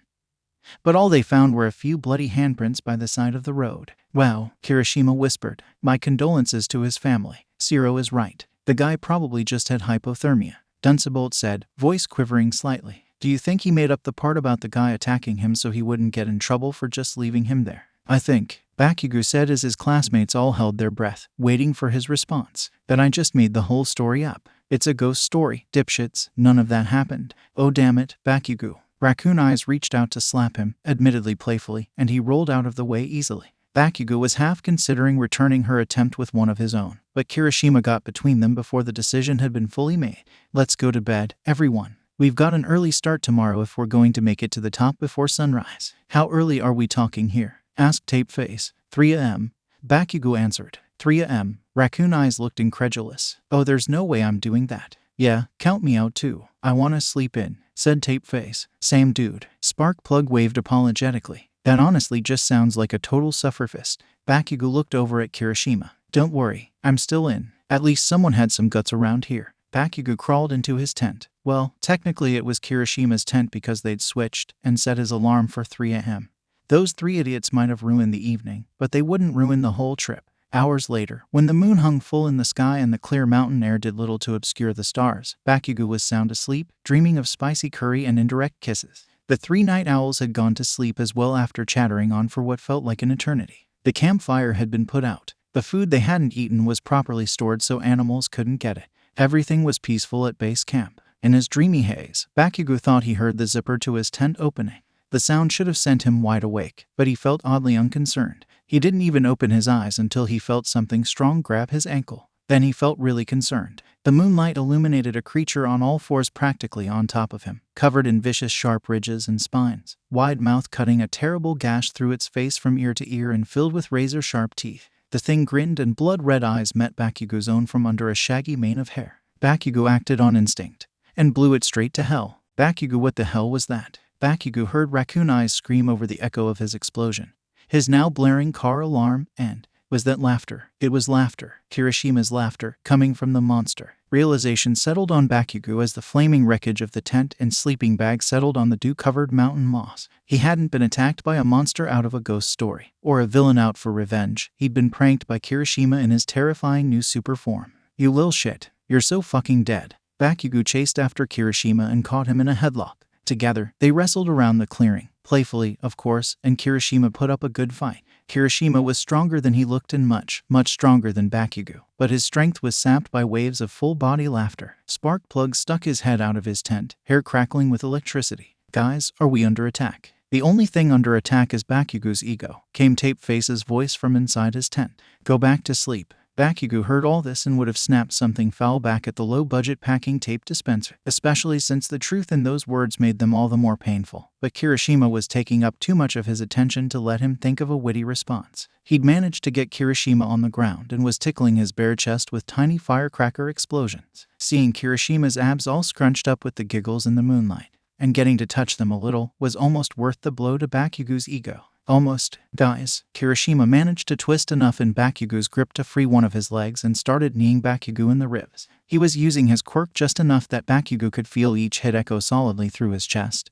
but not enough that it would leave a cut or a bruise. Guys, Bakugo grabbed Kirishima's leg and expertly put him into a straight ankle lock, pulling lightly on the joint. He couldn't do any damage thanks to Kirishima's quirk stopping him from twisting the ankle any more than Kirishima actually wanted. But even Kirishima's idiot strength couldn't get him out of this one. Say it, you little bitch. Bakugo hissed through his grin. Instead of giving up, Kirishima suddenly stopped laughing and hardened his whole body. Bakugo felt Kirishima's ankle and knee start to twist back out of the hold, millimeter by millimeter, and for just a brief moment, Bakugo was worried that Kirishima really would break out with sheer strength alone. He should have expected this from someone who never skips leg day. But before Kirishima could get free, he was overtaken by another bout of laughter and practically melted into a puddle of giggles as he released his quirk. You got me, dude, I'm done. Kirishima managed to say in between peals of laughter. I'm not letting go until you say it. They had traditions to uphold when it came to this sort of thing. Kirishima pouted, clearly hoping that being so fucking cute would work instead. When Bakugo didn't budge, Kirishima relented. Bakugo Katsuki is the best, he said, rolling his eyes and grinning. Bakugo let him go, satisfied. For a moment they lay on their backs, breathing hard in the moonlight, gazing up at the stars, until the clear mountain silence was cut by Raccoon Eyes' shrill voice. Guys.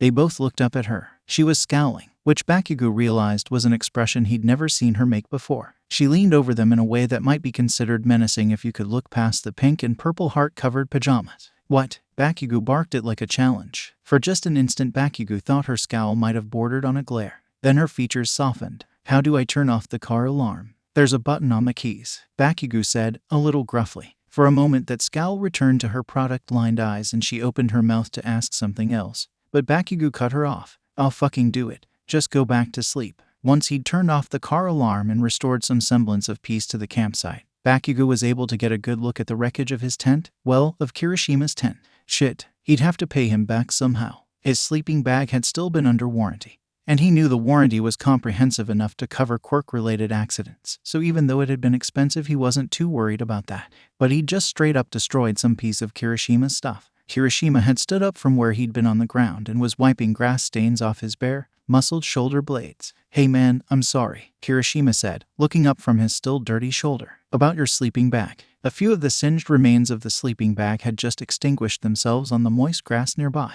Yeah, you better be. Bakugo wasn't great at accepting apologies, but he was even worse at giving them. They felt like a sign of weakness. He was also more than a little distracted by the sight of Kirishima trying to twist around and rub the grass stains off his lats. Maybe I should help him, thought Bakugo. Kirishima wasn't weak, but he was always able to apologize so easily. And they always seemed to feel honest and genuine. Obviously, Kirishima didn't see apologies as weakness. Maybe, if it was just to Kirishima, just this once. Bakugo looked around the clearing once again to double-check that Raccoon Eyes had left and they were really alone again. And I'm sorry about your tent. It was a struggle to not look away as he said it. Don't be, Kirishima said earnestly, clapping Bakugo on the shoulder. It was probably high time someone put that thing out of its misery. Only problem is that now you don't have a place to sleep. There was that bright smile again. Guess we'll have to share tents for the night. Bakugo wondered if he was dreaming. Here it was, exactly what he had hoped for this weekend, and Kirishima had been the one to initiate it. He wouldn't have offered it if he didn't want to do it, right? Right. Bakugo followed Kirishima back to his tent in some kind of daze.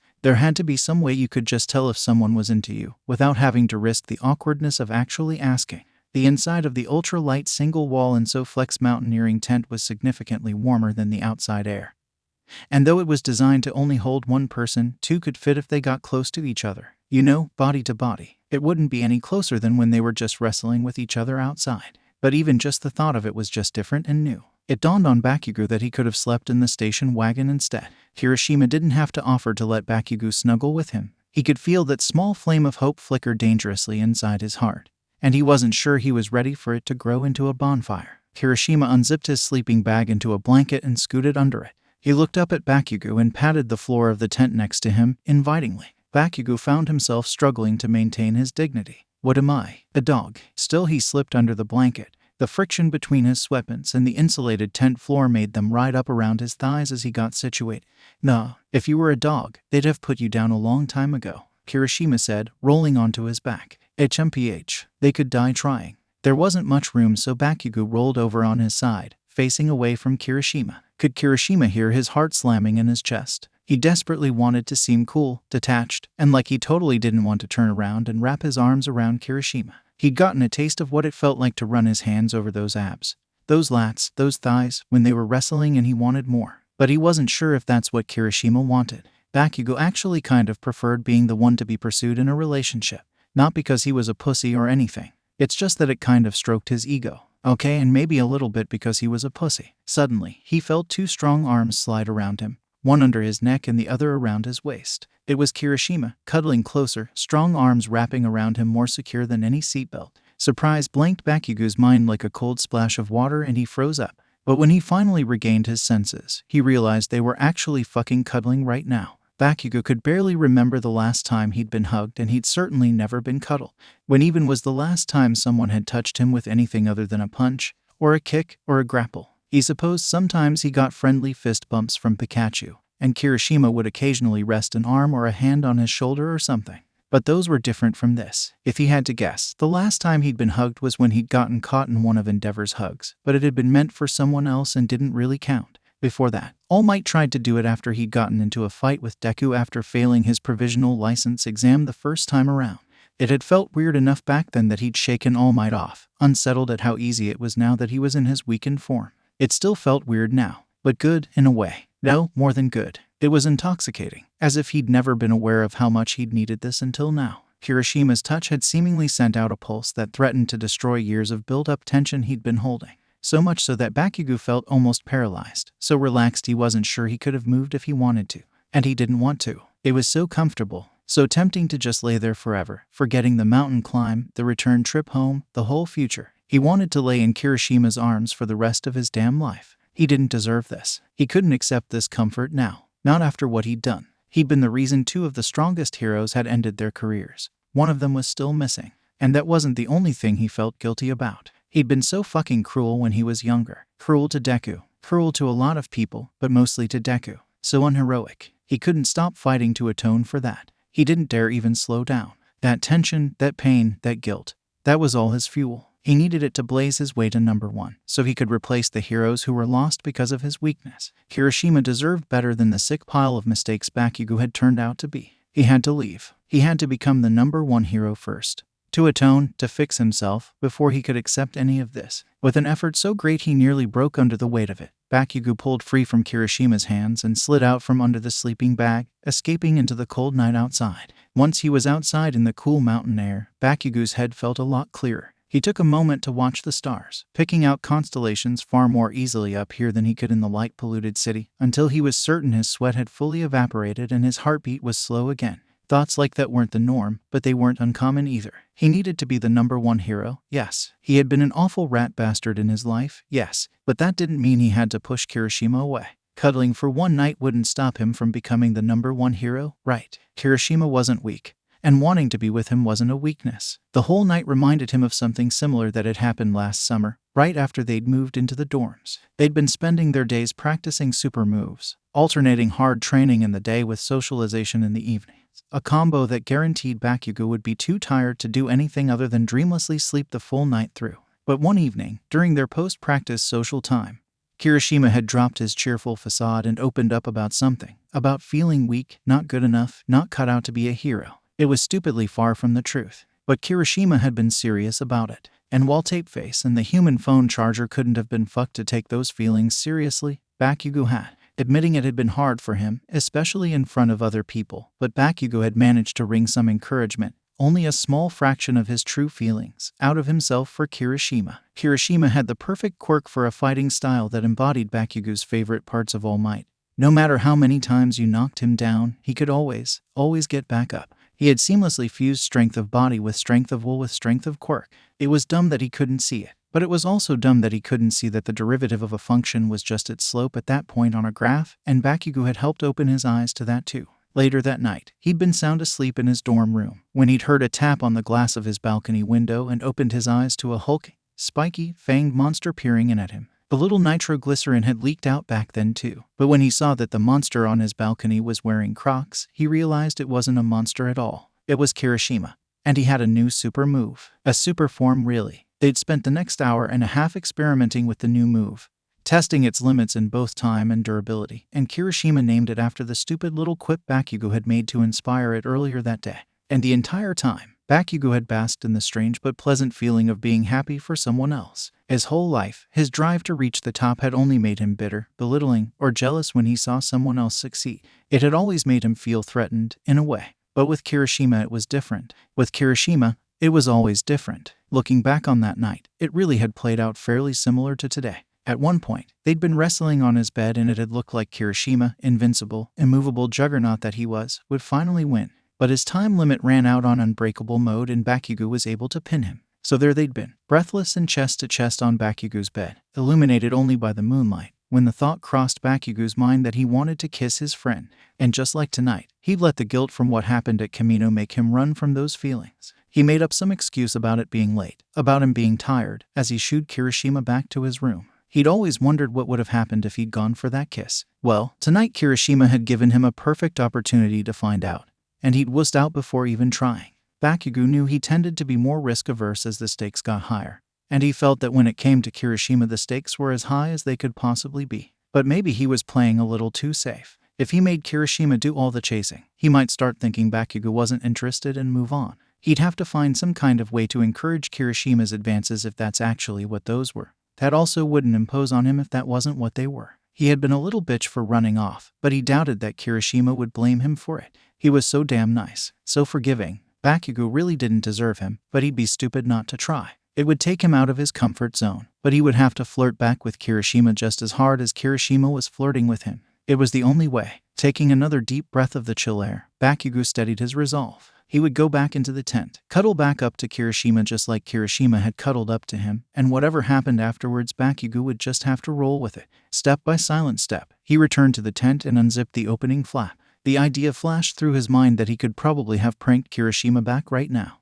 But he'd made his mind up. He was doing cuddles and that was final. He zipped the tent up behind him and gingerly crawled in, laying himself down next to Kirishima. All right, Bakugou thought to himself. Now's your chance. Just wrap your arms around him and go for it. But as his eyes adjusted to the darkness inside, he saw that Kirishima was already sound asleep, his face an artist's masterwork of pure, innocent peace. Bakugou couldn't wake him up from that. That would just be cruel. And Bakugou had already been responsible for so much cruelty in his life. So he just lay down beside him. It wasn't a defeat. He desperately tried to tell himself it was just a delay. He'd start flirting back with Kirishima tomorrow. That was a promise. 3 a.m. rolled around earlier than Bakugou had wanted, but this mountain wasn't going to climb itself. He shook Kirishima awake, since the latter hadn't reacted when his alarm had gone off, instead of joining Bakugou in his rush to put on enough layers for the climb.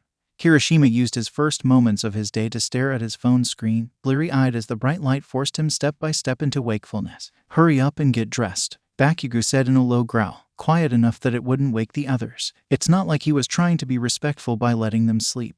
They hadn't been quiet or respectful when he'd gone to bed early last night. It's just that he didn't want to have to deal with them at all right now, so it was better if they slept. Kirishima nodded slightly but was still scrolling through his phone when Bakugou had finished pulling his sweatshirt over his head. Bakugou started tossing sweaters and spandex at Kirishima in an attempt to both get him off his phone and also to make do on that resolution to flirt more. Come on, you're not going to find the summit on your fucking phone. Let's go. Relenting, Kirishima put down his phone and started to pull on layers of warm clothes. Bakugou was already mostly dressed except for his windbreaker and his boots. The rest of their equipment was packed up in the station wagon. Meet me at the car in 5 minutes or I'm leaving your ass behind, Bakugou said, with a mischievous smile as he left the tent. Did the smile count as flirting? Bakugou hoped it would. Though now that he thought about it, it's not like he didn't smile ever. Actually, he smiled a lot. He'd have to do something different to get the point across. Around 6 minutes later, Kirishima stumbled out of the tent, using his phone as a flashlight. Is it gonna be dangerous to hike in the dark? He asked, yawning. Nah, it's actually safer this way, Bakugou replied. The summit has some ice still on it, and the colder it is, the more solid it is. It could get annoying if the ice melted and started dislodging rocks on them. Bakugou handed Kirishima a pack and set off along the trail. Hang on, wait up a bit, Kirishima said from behind him. Bakugou was carrying the only flashlight, so Kirishima had gone back to using his phone as a light and was some ways behind him. Wow, you really strike a hard pace, huh? Worried you can't keep up with me? Kirishima let out a soft chuckle, but even in the darkness Bakugou could tell that the laughter didn't reach his eyes. Every day, dude. It was then that Bakugou realized Kirishima might be interested in climbing the mountain for his own sake, to prove something to himself, rather than just because he'd taken an interest in Bakugou's hobbies. Conquering any mountain was an achievement, even if it was only a small mountain like this. Bakugou knew how good it felt to score a hard-earned win, to pry victory from nature's clutches. It was one of the best feelings in the world. He could almost say he was addicted to it. But Kirishima didn't usually thirst for victory the way Bakugou did. He sought wins mostly to atone for his losses, perceived or real. In Bakugou's eyes, Kirishima was a born winner. Losing was just another word for giving up, and Kirishima's quirk and stubbornness made forcing him to give up a near impossible task. So what was lacking in Kirishima's life to make him feel like he needed a win right now? Bakugou didn't know what it was, but he wanted to take Kirishima up every mountain in Japan, maybe even all the mountains on Earth, if that's what it took to fill that hole. He wanted to show him he could stand on top of the world if he wanted to. An idea came to him, a way he could both flirt with Kirishima and show him he was more than worthy of keeping up with Bakugou. Bakugou stretched out his gloved hand towards Kirishima. You should be worried. I won't slow down just 'cause you're a noob. He edged his voice so Kirishima would hear the challenge in it, a challenge to climb the mountain and a challenge to take his hand. He hoped Kirishima would accept both. Kirishima looked at his hand and smiled a little more genuinely. What are you going to do? Drag me up the mountain? Don't just look at my hand. Take it. Bakugou tried to give Kirishima a confident, flirtatious-looking smile, but it was only a cover for how nervous he felt inside. I'd rather not have to, he tried to say as smoothly as possible. Who knew putting yourself out there like this could be so terrifying? What if Kirishima didn't take his hand? Didn't want to hold hands? What if he thought Bakugou was weird for even trying? Even as Bakugou knew that line of thinking was stupid, they had sort of almost cuddled last night. For fuck's sake, he could feel his heart beating in his throat and his palms grow sweatier under his gloves. Take it. Take it. In what felt like slow motion, Kirishima reached out his hand and fitted into Bakugou's, giving it a firm squeeze. Bakugou could have sworn he heard a chorus of angels in the distance. Fine, I'll keep up with you, even if I have to run to do it. Bakugou could hear the determination in Kirishima's voice. Even angels couldn't have sounded better than that. Good. Bakugou turned back to the trail, partially so he could watch where he was going and partially so he could hide his grin that was too happy, too childishly giddy that Kirishima was holding his hand right now. We're gonna make this mountain our bitch. Running up the mountain might have been an exaggeration, but only a little bit. Bakugou set out at a grueling pace and soon they'd shed their outer layers, coats getting tied around waists, gloves and hats going back in packs, sweat soaking through their shirts, in spite of the increasing frequency of patches of snow beneath their feet. Though he loved mountain climbing, Bakugou knew the ascent itself was uncomfortable. He knew he wouldn't really feel the satisfaction of it until he reached the summit. In a sense, conquering the discomfort of the climb was part of the appeal of it all. And the more painful it was on the way up, the better he felt when he looked down on it all from the top. In a weird way, the pain became a promise of future gratification and took on a sort of pleasure of its own. But this climb was a new kind of pleasant uncomfortable. In addition to the burn in his legs and lungs, he also had to deal with the butterflies in his stomach. He was nervous in the kind of way that only Kirishima could make him. And yet he was hopeful. Kirishima had smiled as he'd taken Bakugou's hand, a winning smile that had made the pre-dawn darkness feel brighter than high noon. That was a good sign. He'd also only let go once, to take his gloves off, only to go right back to holding Bakugo's sweaty hand. Was Kirishima nervous too? Bakugo had risked a few glances back at the man holding his hand, subtly, when he was sure the darkness was covering any trace of the softer emotions on Bakugo's face, and each time Kirishima had seemed only sleepily content. Was that a good sign or a bad sign? They rounded the last switchback and finally Bakugo could see the summit. The sky was already an enchanting shade of deep Bristol blue, lighter than the midnight black it had been when they'd set out. He could feel Kirishima's heartbeat through his palm and it was fast. Maybe he really was nervous. Bakugo glanced back at Kirishima now, hoping he'd see some sign of those shared romantic feelings he so desperately wanted on Kirishima's face. But something was wrong. The first thing he noticed was that Kirishima's eyes were sort of fluttering, as if he couldn't quite stay awake. But his eyes were clouded over with pain rather than sleepiness, and there was also that telltale puffiness in his face. "Hey," Bakugo said, stopping. "You good?" "I am." Kirishima looked at him, confused. Maybe he didn't understand the question. His answer didn't quite make sense. "I am." He stared back at Bakugo, dazed but happy. "You have a headache. Nausea." "Yeah. How did you know?" Bakugo let go of Kirishima's hand and started digging around in his pack for the thermal blanket. "Sit down, and put your jacket back on. We're stopping." He tossed the thin, insulative blanket at Kirishima maybe a little more forcefully than he'd intended. But he was frustrated. "Where's your water bottle? Drink your water and take deep breaths." It didn't make sense. It could just be dehydration. They had just been sweating a lot and at high altitudes it can really catch you off guard. But dehydration wouldn't make his face puff up like that. "Bakugo, what is it?" Bakugo waited until he'd tugged his windbreaker back on over his head before he answered. "I think you have altitude sickness." Kirishima gasped and looked up from where he was struggling with his sweatshirt, doe-eyed worry plastered on his face. "Is it contagious?" Yeah, it was definitely altitude sickness. They'd have to rest a while so Kirishima could recover enough to make the descent. But how had he gotten it? Bakugo had taken so many precautions. First of all, their overall altitude was low enough that most people wouldn't feel it even under the worst of conditions. But even if Kirishima were somehow more sensitive to altitude sickness, spending the night at a base camp within 300 vertical meters of the summit should have gotten him acclimated to it. Their brisk pace might have exacerbated it a little, sure, as would excessive dehydration from sweating, but wait, that was it. Sweating. Bakugo didn't sweat nitroglycerin, but instead a substance very similar to it. Real nitroglycerin was a potent vasodilator, strong enough to give you a headache from the sudden drop in blood pressure if you even just sniffed it. And he'd heard of nitroglycerin patches being a medical thing, so he knew it could be absorbed through the skin.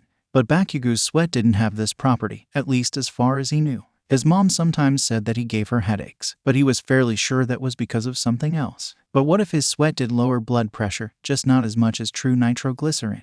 Did he have any proof? Bakugo raced through his memories, not looking for the last time someone had touched him, as he had tried to recall last night, but to remember the last time he'd touched someone else without detonating his sweat immediately. It would have had to have been Kamino, when he'd taken Kirishima's hand, but that had been at sea level and only for a minute or so. Before that, he had no idea. He grabbed articles of clothing, collars and such when threatening people, but rarely ever bare skin. He didn't have any solid proof that his quirk didn't cause vasodilation. He also didn't know if vasodilation made altitude sickness worse, but he knew how to find out. Furiously, Bakugo whipped out his phone. He needed confirmation. He plugged a few search terms into it and waited for what felt like forever for the page to load on the slow mountain internet connection. He didn't care how much data it burned. The hole this guilt was burning into his heart was far more pressing. He found what he was looking for in the precautions and side effects section of a website for a popular brand of medical-grade nitroglycerin patches. Do not use while breastfeeding. Consult a doctor before having an MRI while using this product.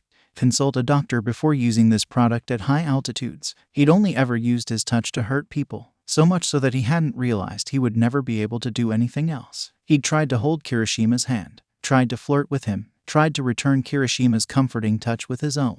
Instead, he'd poisoned him. "Hey," Kirishima said from where he was now sitting on the thermal blanket as if he were about to have a picnic right there in the middle of the trail. "If you're worried about catching it from me, I can stay over here." He sounded crestfallen. There was a time when Bakugo might have been proud that his touch was poison, proud that his very physiology made him dangerous and hard to get close to. That was before he found someone he wanted that closeness with, someone worth breaking down the walls for. Bakugo tugged his gloves back on with his teeth, careful to not get any sweat on the outside, though it was likely everything he was wearing was already hopelessly contaminated. "I'm not worried about catching it from you." Now, drink your water. Bakugou snapped before sitting down on the opposite corner of the blanket, too ashamed to face his friend. Kirishima sipped at his water bottle, sullenly hunched over his knees on the thermal blanket. He wiped at his nose for a bit and Bakugou considered giving him a tissue, but touching the tissue might contaminate it and he didn't want to take that risk.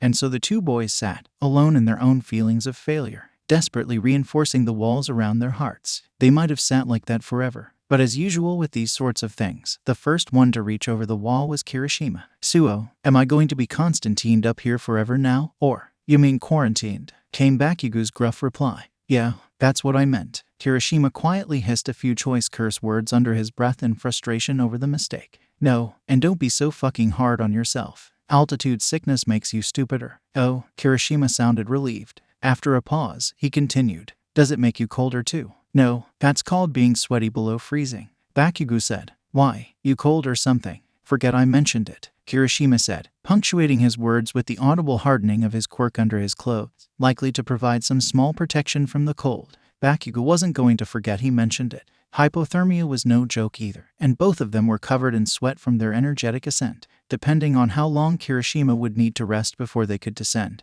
they might be in some real trouble. If worse came to worst, Bakugou was fairly sure he had enough palm sweat congealed on the inside of his mittens to get his quirk kickstarted for an emergency evacuation. But he'd rather not let it get that far. He knew what he had to do, but that didn't make it any easier. Bakugou stood up, pinching a corner of the thermal blanket between as many layers of clothing as he could wrap around his gloved hands. Shitty hair, move over here. Kirishima looked up at him. And release your quirk. You're just gonna rip up your clothes, Bakugou said, as he picked up another corner. Kirishima softened and was already scooting closer to the middle of the thermal blanket. Okay, but why? Bakugou did his best to not sound nervous. We're gonna actually use the thermal blanket like you're supposed to. What he meant was that they were gonna cuddle. At least Bakugou would get to be Big Spoon this time. After some awkward situating, they were able to arrange themselves in a sort of sitting cuddle. Bakugou sat upright and held the edges of the blanket up around their shoulders as Kirishima sat between his legs and leaned back into his chest. It was the optimal way to conserve their body heat, with the thermal blanket insulating them from both the icy ground and the chill breeze that whipped over the icy mountain ridge. And the whole time, Bakugou wrestled with the alternating butterflies in his stomach, the bizarre tension-free softness that had so enthralled him last night, and the guilt that ate away at him. Just focus on your breathing. Deep, steady breaths in and out. Come on, he said, almost as much to himself as to Kirishima. You go on ahead to the top. I can wait here, Kirishima said. No, you'll miss the sunrise. Like I've never seen a damn sunrise before. Kirishima relented, but he was far from at ease. Bakugou. Kirishima's whisper held the sound of choked back tears that jolted Bakugou's heart. Kirishima's next words masked his tears much better, but the cat was already out of the bag. I'm sorry. Looks like I ended up slowing you down after all. This wasn't right. Bakugou had been the one to slow Kirishima down, not the other way around. But Bakugou's own apology felt like it was made of barbed wires and had gotten caught in his throat somehow. If Kirishima knew that some obscure side effect from exposure to Bakugou's sweat had been what slowed him down, he might get mad. He'd needed a win and Bakugou had stolen the opportunity right from under him. Bakugou was the real dead weight here and he was terrified of Kirishima finding out. But at the same time, if Bakugou didn't say anything, Kirishima would continue to think like this. To think he was weak. To not realize how strong he was. Sturdy, immovable as the very mountain they sat on. He didn't want to lie. Not to anyone, but especially not to Kirishima. Not like this. But he didn't trust himself to speak without his voice breaking. Instead, he pulled out his phone. Thankfully, the nitroglycerin patch side effects list from before was still loaded onto the page, and he didn't have to wait for the painfully slow signal on the mountaintop to load it again. He wrapped his covered arms around Kirishima and showed him the phone, pulling it away only to stop Kirishima from grabbing at it and possibly exposing himself to more of the sweat residue on the phone. Not without some effort, he finally managed to say, "You're not the one who needs to be apologizing." He watched Kirishima's red eyes dance back and forth, reading line after line of the list, realization escaping his senses. "I didn't know," Bakugou continued, feeling as though he had to pull each word out by force. But something didn't add up, and Kirishima had partially turned around and was craning his neck up to look at Bakugou, cat-like eyes wide and without malice. Bakugou swallowed. "I'm sorry, Kirishima." He forced himself to meet Kirishima's eyes, already feeling his face burn with hot embarrassment and shame. "I think I poisoned you with my quirk." After a long silence, Kirishima finally spoke. "Is it permanent? The altitude sickness or poison or whatever, I mean." "Altitude sickness? No. The poisoning." Bakugou shook his head, brushing his chin against the top of Kirishima's head. "Doubt it. Then it's fine. Kirishima's relief was clear in his voice. He relaxed in Bakugo's arms, staring up at the lightening sky. Bakugo could tell that a weight had been taken off his mind. Kirishima really must have felt awful about slowing Bakugo down. For that reason alone, Bakugo was glad he'd told Kirishima the truth, even if it had hurt. Without thinking, Bakugo leaned his head down and buried his nose in Kirishima's hair. He hadn't had time to spike it up that morning, but he also hadn't washed out the gel from the night before, so while it was mostly down, it clumped together in sagging little half-spikes that disintegrated at Bakugo's touch. Cuddling was comfortable. Kirishima was comfortable. And he was right. It was fine. Everything was going to be all right. Bakugo had seen hundreds of mountaintop sunrises before, including a few dozen from this very peak. But what he hadn't seen before was the view from the western side of the mountain, the shadowed side. From this lower vantage point, his view of the dark forest below was obstructed only by Kirishima's mop of red hair and the intertwining mists of their breath. Slower than honey, sunlight spilled over the ridge behind them, reminding Bakugo of an unstoppable waterfall of light and warmth.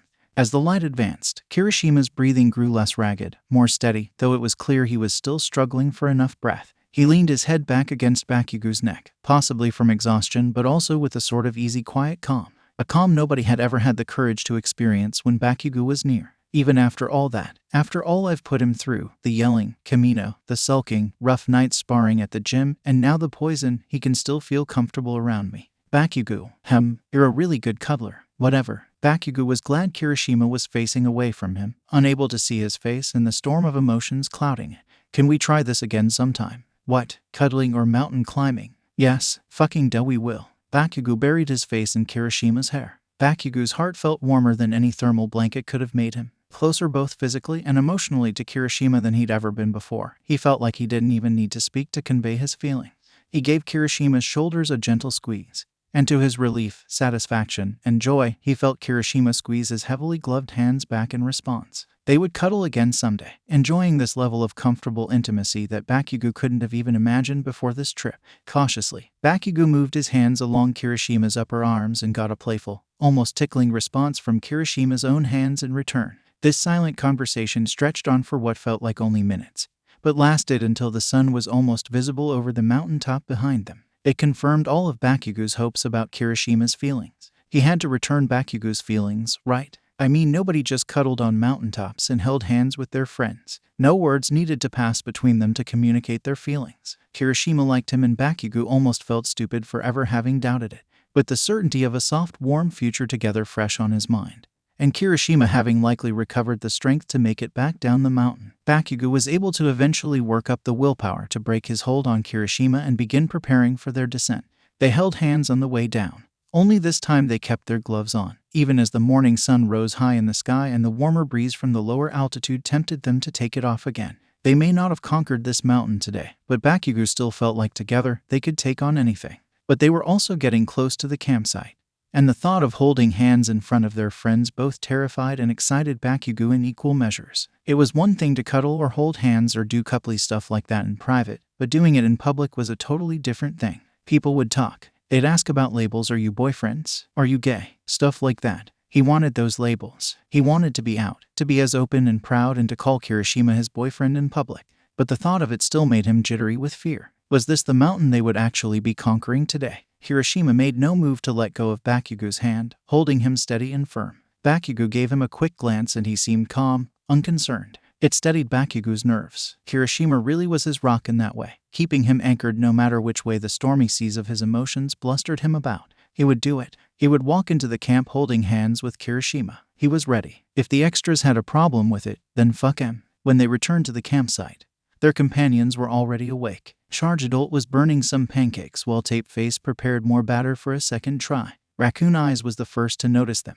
They were still holding hands. To Bakugo, it felt like a declaration. As if he were screaming fuck yeah I'm gay and fuck yeah I'm with Kirishima now and fuck anyone who has a problem with it.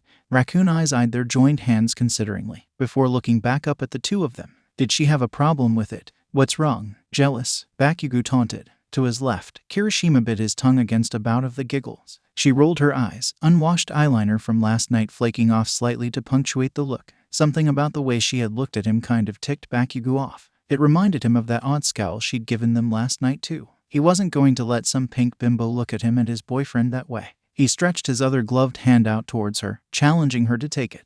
Come on, we'd give you a chance if we thought you could handle it.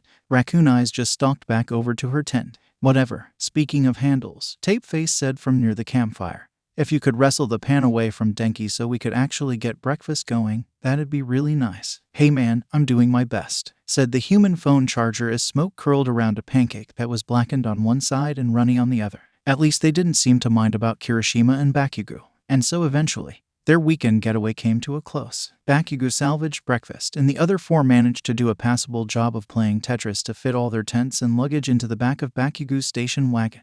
They never had told him how they'd gotten up to the campsite in the first place, but for once in his life Bakugou couldn't muster up the anger to just leave them. He felt oddly content on the quiet drive back to UA. Content with his future boyfriend and the future cuddles they would enjoy together. Content with the mountain, even though they hadn't made it to the summit. Even content with his idiot friends, sort of. In the past, contentment had frightened him. He had always worried it would ferment into complacency and rob him of his drive, his ambition. But this was a new contentment. It didn't scare him. He and Kirishima would reach the top together. Whether it was the top of a mountain or the top of the hero rankings, he was sure of it. The future looked brighter than ever. Message from Mina, sent February 21st, 11:06 p.m. Don't laugh, but that story Bakugou told has me shook as all hell. Can you spend the night in my tent? Message from Mina, sent February 21st, 11:13 p.m. I'll make it worth your while lesser than 3. Message from Mina, sent February 22nd, 1:23 a.m. So now that I know you're still awake, guess what? So am I. What a coincidence. 3, we have so much in common.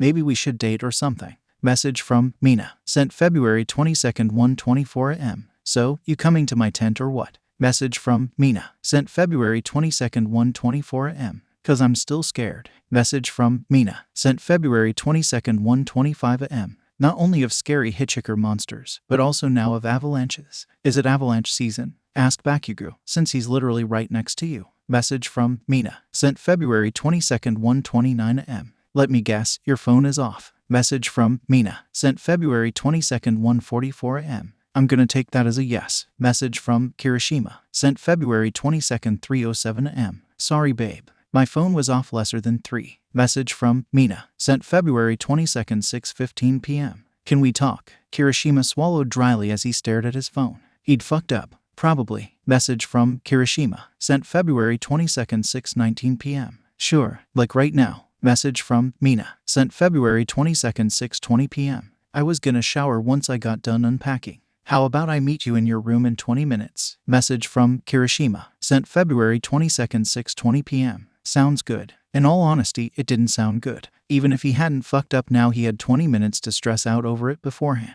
He even managed to forget about his headache from how nervous he was. Keeping their relationship a secret had been Mina's idea. It hadn't sat right with Kirishima at first. Sneaking around wasn't manly at all. But Mina had been convinced of the inherent romanticism in shared secrets and really wanted to try it, promising that once someone found out about them they could just come out with it. But what if we end up together forever and I never get another chance to try this? She had said. It had been convincing enough. In truth, she'd made a pretty fun game of the whole thing. Lots of secret codes, stealing glances at each other when nobody was looking, and coordinating rendezvous at off-campus coffee shops. It was their little secret and it made her happy, so Kirishima went along with it. Making your girlfriend happy is what good boyfriends do. And being a good boyfriend is really manly. Bringing Mina to this mountain climbing excursion had been Kirishima's idea. But unlike Mina's ideas, his hadn't worked out so well. That's probably what Mina wanted to talk about. He'd promised Bakugou he'd let him take him out to his favorite climbing spot if they both got A's on their midterms, but he hadn't really expected to actually get the grades to make it happen. Meanwhile, Mina had been hinting that she wanted to go out this weekend as well. So when he ended up overbooked, Kirishima compromised and invited Mina along to the camping trip. But of course, Mina didn't want Bakugou to find out about their relationship, so he covered it by inviting Kaminari and Siro as well. The end result was that everyone had been disappointed in the weekend. Bakugou had sulked all Saturday evening, and now Mina was going to have some kind of talk with him too. He'd really fucked everything up. But Kirishima didn't have long to wallow in self-pity. For starters, that wasn't very manly. And for finishers, he suddenly had a new thing to be worried about: his room. The last time Mina had been in his room was months ago, and she hadn't exactly liked what she'd seen. He couldn't remember if it had been her or Hagakure who had said something to the effect of "I'd break up with any boy who had a room like this," but both had agreed on the statement. Since they'd only just started dating, she hadn't actually been to his room since that time back then, for the sake of his relationship. Kirishima had only 20 minutes to do some serious redecorating. In a desperate panic, Kirishima began hurling his free weights into a box, along with his grip strengtheners, balance discs, pull-up bar, leg weights, lifting belt, and certain victory headband. He carried the box in one hand while dragging his TKO punching bag in the other and took a cautious look down the hallway. No signs of Mina yet. He dragged his box of shame to Bakugo's room and half-knocked, half-punched on the door. "Bakugo, come on, please let me in." Bakugo opened his dorm room door with a sly smile and started to lean against his door frame, but Kirishima pushed the box into his hands before he could really get settled. "The fuck is this?" he snapped. "There's no time to explain," Kirishima whispered, breathless, as if Mina could arrive any second. "Take this." He also pushed the punching bag over the threshold to Bakugo's room before dashing back into his room to get started on the posters. He had to go more gently with these, careful not to tear the corners where the tape was anchoring them down. Each poster, from the autographed Crimson Riot one to the motivational Big Catch poster, got carefully rolled up. He was in the middle of rolling up a Workouts with the Wild Wild Pussycats poster when his door opened, and the jolt of panic almost made him rip it in half. But relief washed over him when he realized it was Bakugo bursting into his room, rather than Mina. "You know you're supposed to ask before just moving in with someone." His broad-shouldered friend had positioned himself so he was leaning against the doorframe again, arms folded across ample pecs. He was smiling, but it was a smug smile, rather than the crazy-eyed grin that he did when sparring. Shit dude, I'm sorry. Please, can you hang on to some of my stuff for me? Just for a little while. I'll let you use it, if you want." "You already let me use it." Kirishima could hear the mischief in Bakugo's voice. It was a rare vintage that reminded Kirishima of late nights at the gym, trying out ridiculous gambits and combo moves that somehow always seemed to be just crazy enough to work. He was fairly certain nobody besides him had ever heard Bakugo speak like that. "What's in it for me?" Kirishima started ferociously turning his camo duvet cover inside out. Hopefully that would do something to hide it. "Please, come on man, please. I'll beg." "You're already begging." "I asked what's in it for me," Bakugo repeated, low in a way that seemed both threatening and playful. There was that strange feeling again. It only seemed to happen around Bakugo, where Kirishima's throat would feel dry and he'd suddenly feel self-conscious about every move. Kirishima felt like he was pinned even though Bakugo was still standing halfway across the room. He realized he'd stopped stuffing the duvet back in its inside-out cover and quickly started up again. Now seemed like a terrible time to be at a loss for words, Kirishima thought. "I dunno, anything. Anything, you say." Bakugo slowly, deliberately began walking closer, each footstep ominous in a way that made Kirishima wonder if they were suddenly going to start wrestling again. He came to a stop in front of the bed. "How about you start by telling me what this is all about?" That was something Kirishima couldn't do. Not only did he feel strangely averse to it, but he also couldn't let Bakugo in on the secret without asking Mina about it first. He hated how wishy-washy this sounded. "I'll tell you later." Maybe it was because Bakugo trusted him. Or maybe it was just because he'd taken pity on Kirishima because of how the inside-out duvet cover was thoroughly kicking his ass. But Bakugo eventually dropped his piercing stare and grabbed a corner of the covers. "You've got to put it in the far corners first, you idiot." Together, they made short work of Kirishima's tacky room, stripping it of everything from the Crimson Riot resin statue on his desk to the flame-patterned curtains and storing them under Bakugo's bed. What remained was a plain, utilitarian room that maybe, just maybe, Mina wouldn't break up with him over. "Thanks, man. You're really saving my ass right now," Kirishima said as Bakugo sprayed the room down with air freshener.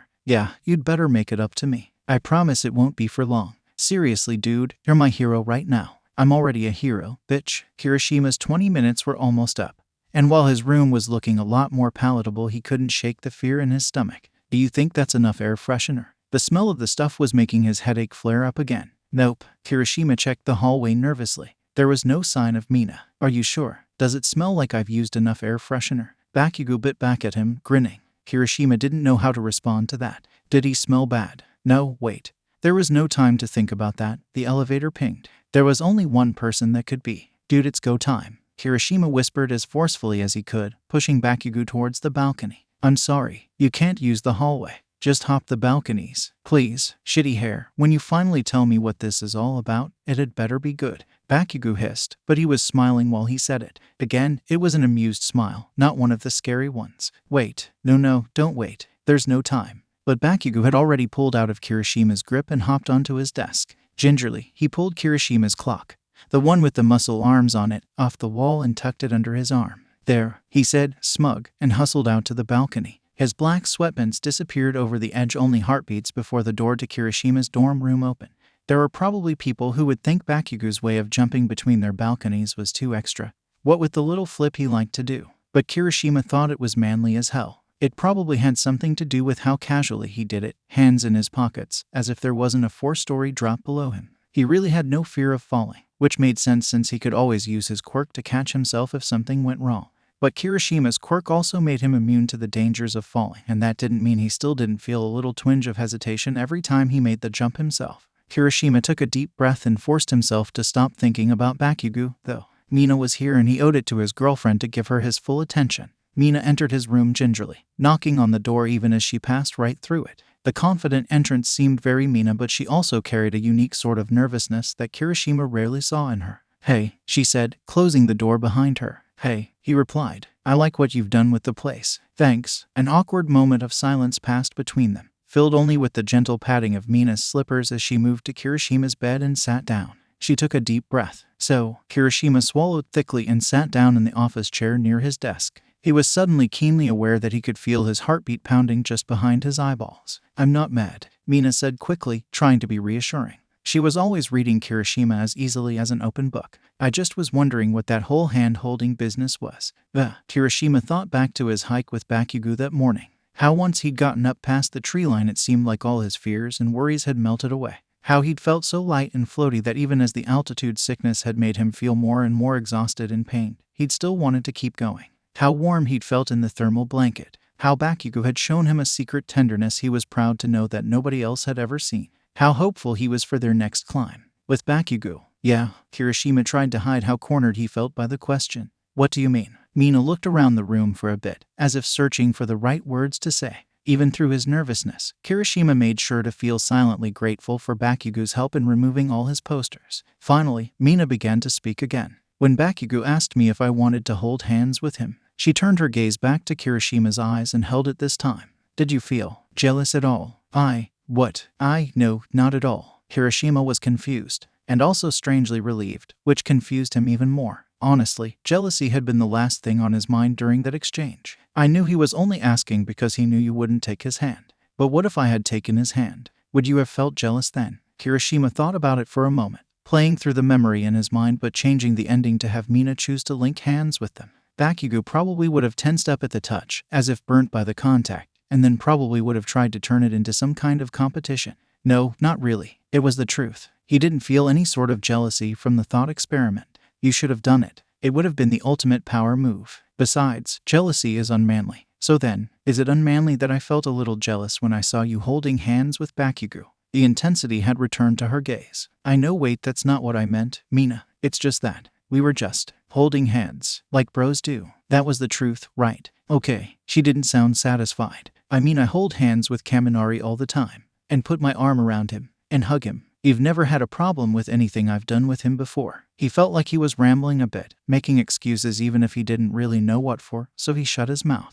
He wondered if the stupidity from the altitude sickness was still affecting him too. This was a mistake. Real men didn't make excuses, no matter how much their heads hurt. Instead, he should be apologizing for invalidating her feelings with the whole jealousy is unmanly nonsense he'd just been spouting. Or maybe he should be trying to make her feel better somehow, make her worry less. He opened his mouth to say something reassuring, but closed it again immediately. Was reassurance just the same thing as making excuses for himself? He felt like he was flooring it with the gears in neutral, and was almost grateful that he wasn't getting anywhere since he wasn't sure of where he even wanted to go. He still had so much to learn about how to do this whole relationship thing. Mina was the first to break through the tense silence. "It's different with Bakugou." Kirishima felt his heartbeat skip strangely. "How?" Kirishima said, feeling like he shouldn't push her further, yet so curious he could almost describe it as a hunger. Mina stared at him, maybe even stared through him, before she looked down at her knees and said, "I don't know." She sounded a little deflated, or maybe resigned, but Kirishima didn't know what she was resigning to.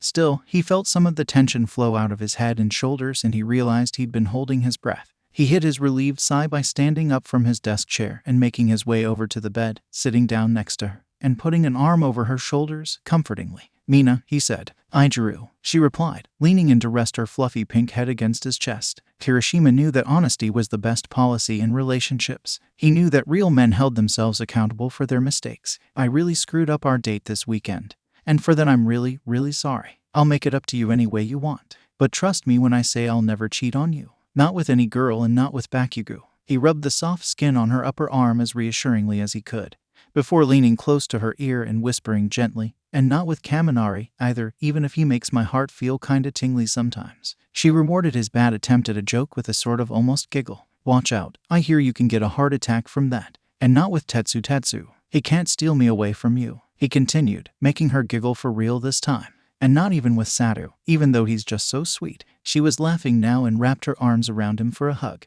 He'd managed to fully diffuse the tension. He felt hopeful, proud even. Maybe he really was getting better at this whole boyfriend thing. He'd always heard that girls were soft, but hadn't really given much thought to what it might actually feel like to hug one. If there was any girl who wasn't soft, he had figured it would be Mina though. But it seemed like the description still applied to her, at least in a sense. Her skin texture was soft, but the underlying muscle on her shoulders meant that softness was only skin deep. It was interesting. It still sort of reminded him of hugging his mom though. As he'd grown up and gotten bigger and stronger, he'd found he had to hold back on hugging her in order to keep from hurting her. He supposed he shouldn't have to worry about crushing Mina to death. She was tough. Though that didn't stop him from being just a little more delicate than normal anyways, just to be safe. Actually, once they found a comfortable way to arrange themselves on the edge of the bed, hugging was kind of nice. He actually sort of liked wrapping his arms around her. It made him feel like a shield or a suit of armor for her. With their height difference, he could see over the top of her head, which allowed him to keep an eye out for danger.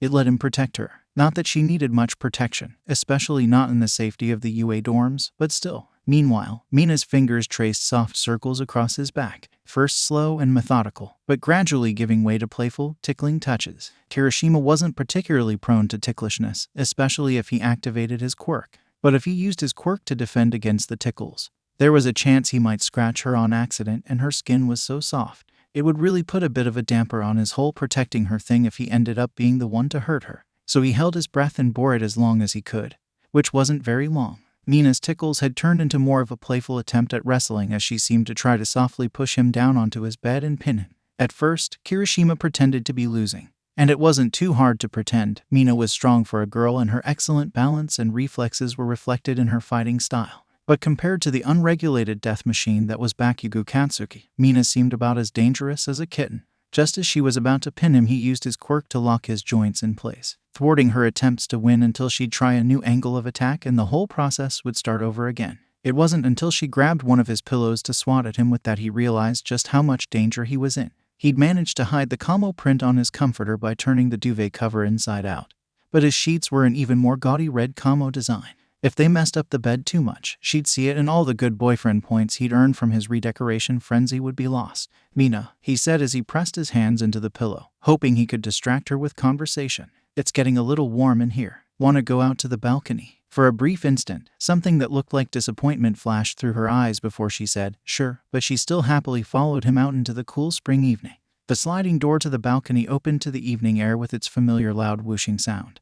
The late winter cold almost slapping Kirishima in the face with its intensity. Still, the fresh air did help with his headache a bit. Bakugo had definitely used too much air freshener. He looked back at Mina, but she seemed far more bothered by the chill than he was. Looks like escaping to the outdoors had been another one of his stupid ideas. "It's kinda cold out here," Mina said. Suddenly her eyes brightened with the spark of an idea. "Can I wear one of your sweatshirts?" Kirishima tried to hide his reflexive gulp of fear. The idea was cute on its surface. Honestly, he agreed with it in principle. A man should give his sweatshirt to his girlfriend. That was the manly thing to do. But all his sweatshirts had exactly the same garish, tacky character that had made his room so offensive to her in the first place. Still, he dared to hope he could find something suitable for her. "Sure, let me just pick something out for you." Nervously, he walked back into his room and opened the closet door only the tiniest bit wide enough to fit himself through before closing it behind him, hoping she wouldn't follow him. Once inside, he hurriedly rifled through his available sweatshirts. He had the limited edition Crimson Riot sweatshirt, but since it was limited edition, he rarely ever wore it and never washed it, so the brightness of the red on it had hardly faded since the day it had come out of the box. It was too bright. It also smelled a bit. She'd hate it. He had the Fight Onwards sweatshirt with the flames along the bottom. That wouldn't work either. He didn't even bother considering his muscle sweatshirt, which had a jacked set of abs and chest screen printed onto it. He was starting to lose hope. To make matters worse, he could hear Mina walking towards him on the other side of the closet door. He had maybe only seconds to find a good solution, or she'd open it and see. Then his foot hit something soft on the floor. He'd almost been too absorbed in his panic to notice it. It was a sweatshirt, all black, so it couldn't have been one of his. Kirishima picked it up. It smelled clean. It smelled familiar. It was Bakugo's sweatshirt. It was perfect, silently thanking his guardian angel of a best friend, who'd saved his bacon 3 times today. Kirishima rushed out the door and held the sweatshirt up to Mina, conveniently blocking her line of sight into the closet. Here, try this. She looked pleased with it as she slipped her slender arms through the sleeves. Pleased and distracted enough that Kirishima was fairly confident she hadn't managed to see into his closet. Honestly, he didn't even know how Bakugo's sweatshirt had gotten in there. Maybe he'd left it during one of their study sessions. Once they'd settled themselves back out on the balcony, peering over the edge together, Kirishima was finally able to breathe a silent sigh of relief. It really was beautiful out. The sky was clear and Kirishima could see a pretty good distance across the forested UA campus. When they had been studying for a physics test together, Bakugo had told him that cold air couldn't hold as much water vapor in it as warm air, and that's why you could see further when it's cold. The stars were out too. And though they paled in comparison to the starscape from up on the mountain last night, they were still pretty. It was a pleasant view. Maybe he hadn't been so stupid for suggesting they come out here. It's a beautiful night out, Mina said, though she wasn't looking over the balcony edge at all. Yeah, it is, Kirishima replied. It took him a few seconds to realize she'd meant for him to respond back with something a little more romantic. It's not the only thing that's beautiful tonight. God, that had sounded really lame. This whole being a good boyfriend thing was really hard. Terrible delivery aside, Mina still seemed to like his answer. He was grateful she was so forgiving, but it seemed he hadn't cleared every hurdle just yet. Mina stepped in closer to him, but at an angle that was behind him a bit, so that if he wanted to keep facing her he'd have to turn away from the edge of the balcony and the view beyond. He did so quickly, leaning his back against the concrete railing and turning his full attention away from the night sky and towards her. They were close enough that they could have started hugging again, but Mina hadn't made any attempt to wrap her arms around him and he wasn't sure if that was because she was waiting for him to do it or if hugging just wasn't on the agenda right now. Sure, making the first move was pretty manly and all that, but what wasn't manly was imposing yourself on a girl by aggressively making first move after first move, so Kirishima wasn't really sure what he should do at this point. He decided to wait it out a bit and look at her eyes. At least maintaining eye contact was pretty easy for him. He'd never understood why Kaminari always complained about how hard it was to look at a girl's eyes. Mina's eyes in particular were nice to look at. They were large and exotic looking, especially with the starlight reflecting off her inkai black sclere like this. His own eyes probably weren't measuring up. Sure, at least red eyes weren't totally plain, they just weren't overall as flashy as Mina. He wondered if part of why she didn't want to tell people about their relationship was because she was embarrassed to be seen dating someone as plain as him. No, wait, if she thought he was too plain then she wouldn't have liked his room after he'd made it plainer. Maybe he was overthinking things. Or maybe it wasn't his plainness she was ashamed of and more just his general mediocrity. Mina broke the silence, derailing his entire train of thought with a single question. Can we try kissing? It took a moment for the question to really sink in. Kissing? Yeah, we can hug, we can hold hands, we can go down the street for coffees, but those are all things that anyone can do. That's just friendship stuff. Her words carried a slight weight to them, as if she were unveiling a hardened seriousness to her intentions. But kissing is something you can only do with me, right? Yeah, sure. He couldn't have said anything else. It wouldn't have been right, or fair, or manly to say anything else to Mina, right? A good boyfriend would do this for his girlfriend. A good boyfriend would want to do this. Was it too soon though? How would he even do it? Had he brushed his teeth? Would his teeth hurt her? Oh, his teeth were definitely going to hurt her. Wait. Mina drew back. What? She seemed annoyed. Or concerned. Maybe a little bit of both. My teeth. Kirishima grinned nervously, showing his pointed teeth. What if you get cut? The next thing he knew, Mina's lips were on his. Well, on his lower lip anyways. The soft peck of the kiss lingered for only a second before she broke it off and said, "You don't kiss with your teeth, silly." Yeah, he said, I guess you're right. He let the second kiss in without protest. Her lips were soft. That was nice, right? But she must have had on a gooey sort of chapstick or something, because the kiss left his lips feeling slimy, not with saliva, but something else. She pressed her body against him for the third kiss, wrapping her arms around the back of his neck. He supposed he should hold her too, and tried to estimate where her waist would be under the fabric of Bakugo's sweatshirt before moving his hands into place. It was odd. When he'd been hugging her shoulders earlier, she'd felt hard and muscular, but now she seemed to melt into him like a lukewarm mass of jello. It just surprised him, is all. And maybe his headache was coming back a little. This kiss lasted longer than the last one. Long enough that he wondered if he should do something else. Should he move his hands? Was there something he should be doing with his lips? Kirishima was so lost in his own head, in all his doubts and concerns, he almost didn't register the whoosh of Bakugo's balcony door sliding open nearby until he heard his friend say, "Dude, are these seriously your grip strength trainers? Your hands must be." And then silence. Kirishima looked up from the kiss to see Bakugou staring at him in wide-eyed, slack-jawed silence from his neighboring balcony. He'd always found Bakugou fairly easy to read. Usually, Bakugou would just act a few levels more hostile than he actually meant. But this was different. Kirishima couldn't even begin to decipher what was tugging at the corners of Bakugou's eyes, wide and wild with some seething cocktail of emotions. Bakugou's lips twitched slightly, but his mouth failed to close, failed to speak, as his eyes stayed locked onto Kirishima's own. Why was he looking at Kirishima with broken eyes half filled to bursting? What could it mean? All Kirishima knew was that it wasn't good. Slowly and with uncharacteristic silence, his best friend started to back up. Bakugou, wait. He didn't wait. He backed right up into his dorm room and slid the screen door shut, locking it behind him. If only Bakugou had just yelled, emotions exploding like his quirk, Kirishima might have thought that he'd be all right in the end. Yelling was normal for Bakugou. But this silence, this quiet, stunned pain, this was not normal. Bakugou, Kirishima could barely care that it sounded more like a shout than a calm, collected inside voice, and tore off into his own dorm room. He could go through the hallway and cut Bakugou off before he reached the stairs. He could talk to him. He could ask him what was wrong. What was wrong? He was halfway to the door when Mina caught him by the arm. Wait. It took all his willpower not to shake her off or drag her along with him. Mina, I've got to go talk to him. Why? The question didn't make sense. None of this made sense. Why had Bakugou been looking at him like that? Why did Bakugou just walk away and lock his door? Why did his head feel like it was going to cave in at any moment from thinking about all these possibilities? Aijiru, Mina said, softly, tears building in her voice. The name jolted Kirishima back to his senses.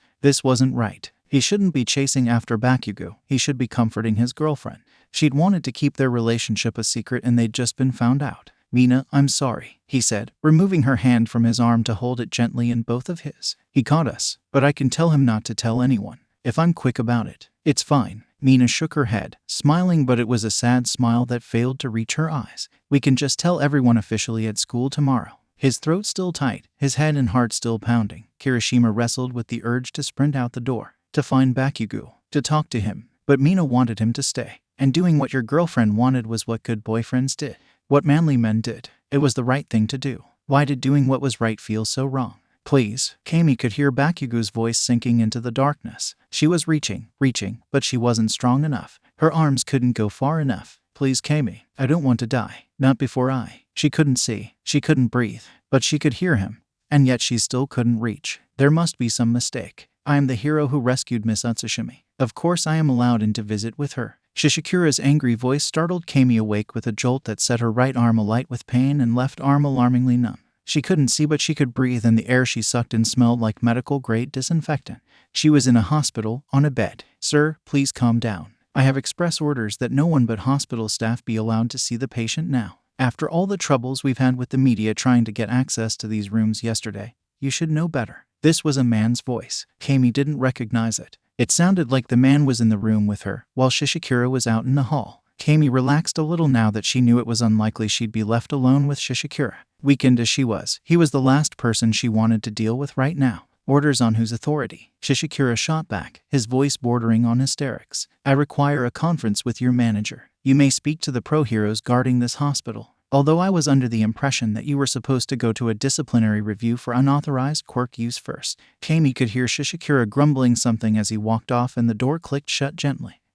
What happened? She managed to ask in spite of her dry throat. The bandage nearest her upper lip seemed to crack and come loose, partially sticking to her nose, which she realized was probably covered in dried blood. Not a very attractive look. She moved her right arm up to feel her face in spite of the pain. There seemed to be bandages covering everything above her mouth. Miss, the danger from the villain attack has passed and you are safely recovering in a secure hospital facility right now. I am a classmate of Bakugou's and a hero in training. I have been tasked with ensuring that your room remains safe. A classmate. But Bakugou was a freshman and this voice clearly belonged to an adult. Still, there was an earnest sort of trustworthiness to how he sounded. And Bakugou, her voice sounded weaker than she liked to hear. He is safe, though it may be much longer before he is able to leave. I don't know the exact details though, I'm sorry. She heard the faint sound of fingers on a waxy paper cup. If you can sit up a little, I have water for you to drink. Aimi started to nod. She would have loved nothing more than a drink of water right then, but the movement of her head made her dizzy. Nevertheless, she was determined to get her water, and used her relatively unharmed legs to counterbalance herself into a sitting position. She felt someone stacking pillows behind her, presumably the work of the owner of the voice, until she was able to comfortably sit back against them. Then she felt a large, warm hand press a paper cup of water into her own right hand, and then guide it to her mouth. Her greed for the water was matched only by her curiosity, and once she'd finished the cup she said, "Who were those guys?" Did Ms. Depth charge? She almost tripped on the rest of her sentence as the image of her teacher's lifeless eyes as she'd tried to do CPR flashed into her mind. Make it. It appears the villains you apprehended were the vanguard of a larger, coordinated villain attack. Thanks to your advance warning, however, the heroes were able to evacuate us students and mount an effective counterattack against the other villain squads with no further loss of life. I don't know what you and Bakugou were doing alone up there. The voice sounded a little embarrassed at this, and Aimi realized he sounded more like a kid pretending to sound like an adult than an actual adult. But you certainly made sure that Ms. Depth Charge's sacrifice was not in vain. She found herself wishing she could take hold of that hand again, to keep herself steady as whatever carved out remains of her tear ducts filled up with inflamed, swollen pain. They were all just children pretending to be adults in a way. Probably even the real adults felt that way too. In spite of craving support, she just kept silent for a few minutes, or a few hours. It was hard to tell, but trapped in her own blind silence, darker thoughts bubbled up from the abyss. Not only Depth Charge's vacant eyes, but also echoes of "I don't want to die and I have to tell him," until she could almost feel Bakugou's desperate hands still clinging to her, clinging to life. Aimi swallowed thickly. Bakugou was safe, the student watching over her had said. He was alive. Would all hero work be like this? Would it all be desperate struggles to save people? The prospect terrified her, but not as much as the thought of all the hundreds of people all over the world calling out for help right now, only to have nobody there to save them. If she couldn't save them, then who would? When's the soonest I can go back to training? Nothing about this situation was lit in the slightest, and she didn't feel like wasting the effort to pretend that it was. The Shiksu school year is ending in only 2 days. The voice answered. The dance was a celebration of both our school years ending. If you are experiencing memory loss, I can inform recovery. I have an internship starting on March 31st with Ed Shot's team.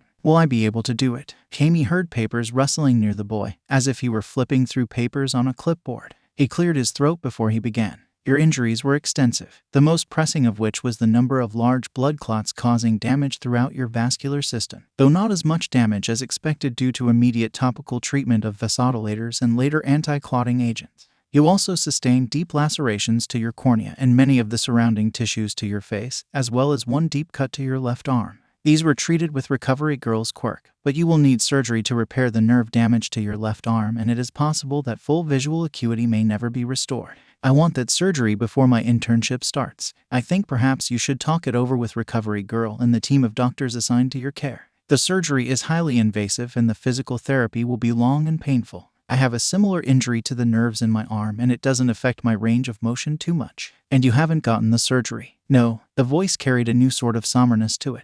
Why not? Aimi asked. Then as she realized that might be a more personal question, she added, if you don't mind me asking. I don't mind, he said. It's an injury I received because of a terrible mistake I made. I keep it as a reminder that I must be better. Aimi had made mistakes. She shouldn't have spiked the punch. She shouldn't have gotten so drunk she couldn't even use her quirk right. She shouldn't have lent Shishikura a pencil in history class back in freshman year. Has it ever stopped you from saving someone? There was a pause before he responded. It has, but only in a training scenario, not a real rescue mission. Aimi knew this was a big decision, one she shouldn't take as lightly as she'd taken everything else in her life. But the more she thought about it, the more certain she became. I've made mistakes too, she began, thinking out loud. I regret them. But I have a duty to perform at my best, a duty I took on when I got my provisional license. I owe it to the people I'm gonna save tomorrow to not be held back by yesterday's mistakes. I want that surgery. The determination in her voice surprised her. It will be difficult to manage your internship and the physical therapy. I'll do both. There was a heavy silence between them before the man said, I'll do it too. Aimi wished she could see, wished she could look at him right now. What did you say your name was again? Oh, my apologies. I forgot to properly introduce myself. I'm Idatenya. Bakugou felt tired, more tired than he'd ever felt in his life. Just the thought of opening his eyes was more than he could handle. Hey now, don't push yourself. It was a familiar voice, Kirishima's. Bakugou figured maybe he could open his eyes a little. He managed to catch a blurry glimpse of bright red hair before drifting off again. When Bakugou rolled around to consciousness again, he was in a hospital bed. Maybe he had been there a while, he didn't remember. His arms felt heavy and at first he thought he was back in those handcuffs again.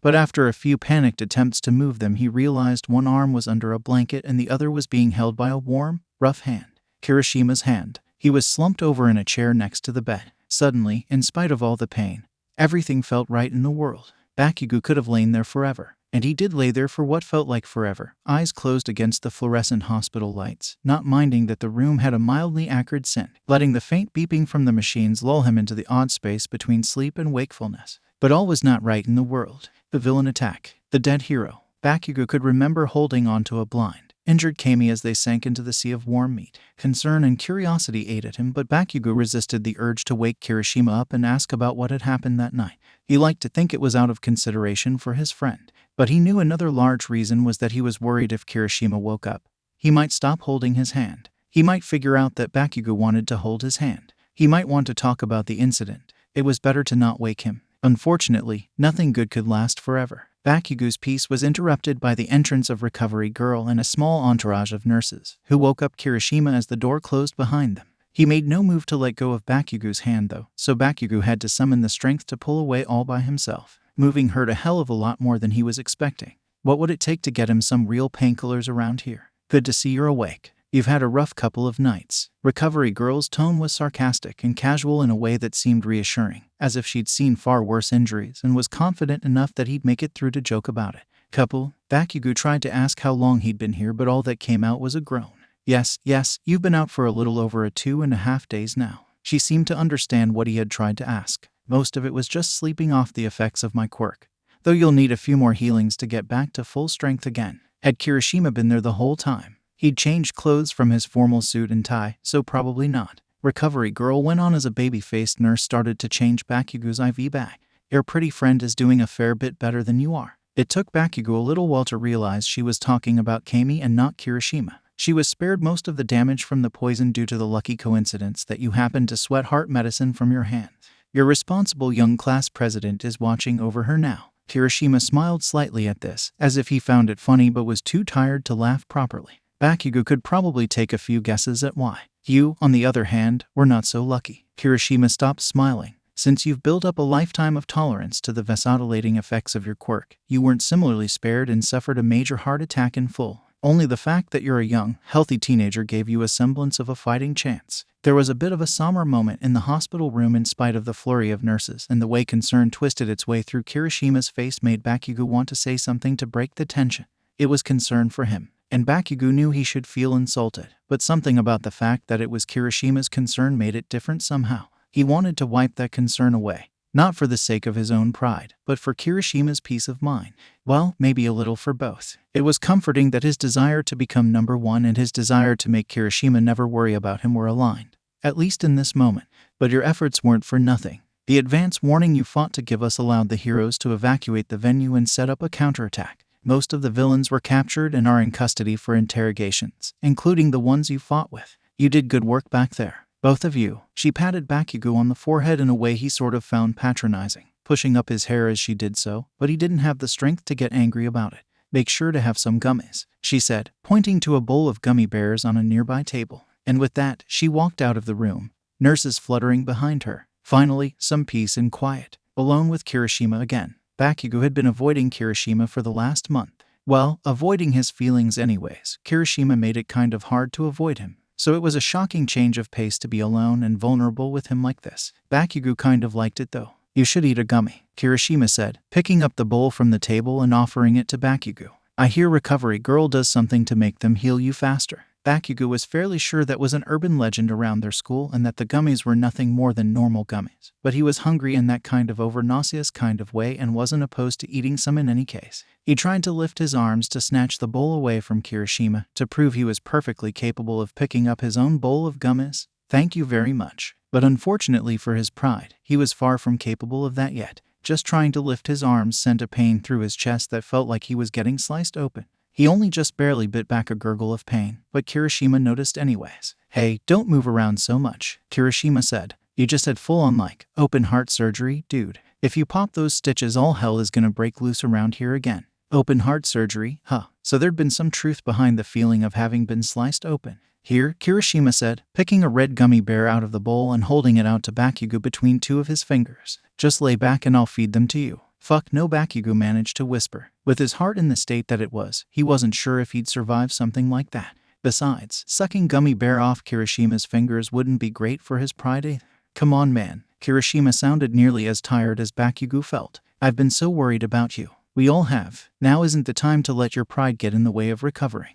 Bakugou ground his teeth a little in response, upset with every single one of his shitty options. It's not like I'm gonna go around bragging to people about how I fed you gummy bears or some shit, Bakugou, Kirishima said. Nobody has to know. Bakugou shut his eyes tight against the lights of the hospital room and the bright red shock of hair leaning over him. Why the hell did Kirishima always have to give him such mixed signals, and why did Bakugou feel like he wanted to fall for them every single time? When the effort of squeezing his eyes became too great to bear, a failure that came sooner than Bakugou had liked, he opened them again and took in Kirishima's face, almond-shaped eyes wide yet determined. Fine. A smile, faint and tired, broke out on those eyes. It almost made the blow to his pride worth it. Gently, Kirishima brought the gummy to Bakugou's lips. Bakugou could feel the warmth from Kirishima's fingers radiating against the sensitive skin of his lips and tried to bite the gummy without making any actual skin-to-skin contact. Tried to push down the thought that this might be the closest he'd ever get to an indirect kiss with Kirishima. Tried to not think about how pathetic that was. How pathetic he was. The gummy tasted like sour cherry, only slightly less sour than the disinfectant smell in the room. He tried to focus on that flavor. I wonder how long it will take the gummy to start working. Do you feel better now? Kirishima asked, hopeful, as he put the bowl of gummies back on the table to free up his hands. Bakugou didn't. At least he hadn't until he felt Kirishima hold his hand again. He was just going to keep falling in love with this stupid bastard again and again, wasn't he? He'd almost died back there at that stupid school dance. It wasn't his first brush with danger. Being a future pro hero, it was also unlikely that it would be his last. Each time had always forced him to stop and reflect a little bit though, reevaluate what was important to him. This time he was certain of one thing. Being Kirishima's friend was the best thing to have ever happened to him. But being just friends was never going to be enough. And moping around just because Kirishima suddenly had some weird moth girlfriend wasn't going to get him anywhere. Saying things like he's probably straight or it's wrong to break up your best friend and his girlfriend were only the pathetic excuses Bakugou had been telling himself to feel better about giving up. Yes, that's what it was. It wasn't practicality or ethics or whatever he'd been lying to himself about before. It was laying down and taking a loss as soon as you got knocked down instead of getting up and fighting back. And Bakugou didn't take losses, laying down or otherwise. Later, when he was discharged from the hospital and the painkillers had worked their way out of his system, Bakugou would find the phrase specifically which chemicals are used to turn the frogs gay in his search history. Aizawa had made sure to schedule Kirishima's disciplinary review last out of all the students, waiting until Bakugou's full recovery was certain and the boy had been given a chance to rest. Of all his disciplinary reviews, this one would likely be the hardest, and Aizawa had brought the principal in for backup in case things got out of hand.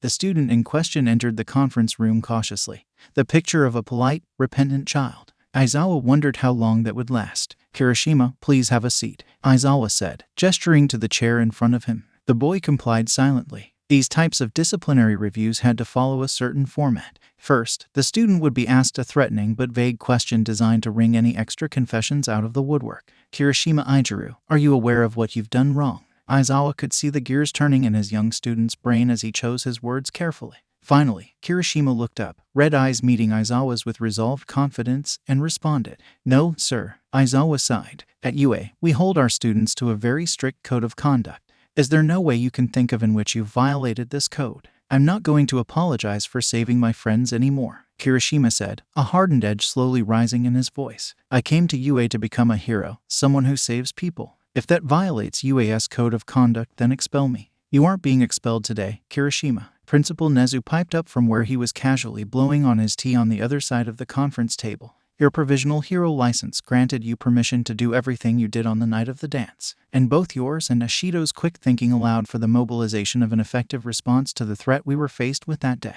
Oh, Kirishima said, sounding relieved. Then what am I in trouble for? It was a genuine question. Nezu sipped his tea and looked at Aizawa, laughter playing at his eyes. I don't think he remembers. Just go ahead and tell him. As much as I'd love to stay and chat, we don't have all day. Nezu not wanting to chatter all day was a laughable idea. And Aizawa trusted Nezu was self-aware enough to see that, which meant that he probably did want to chat, just not with Kirishima in the room. He decided to cut to the chase and get this over with. Kirishima, did you knowingly ingest alcohol during prom? Oh, Kirishima blinked his eyes a few times in surprise as his memories bubbled back to the surface, followed by a flush of embarrassment. Yes, I did. Very well. In accordance with the UA Student Code of Conduct, you will be put under 2 months probation and I expect to see a handwritten copy of the UA Student Rulebook section on illegal substances on my desk tomorrow morning.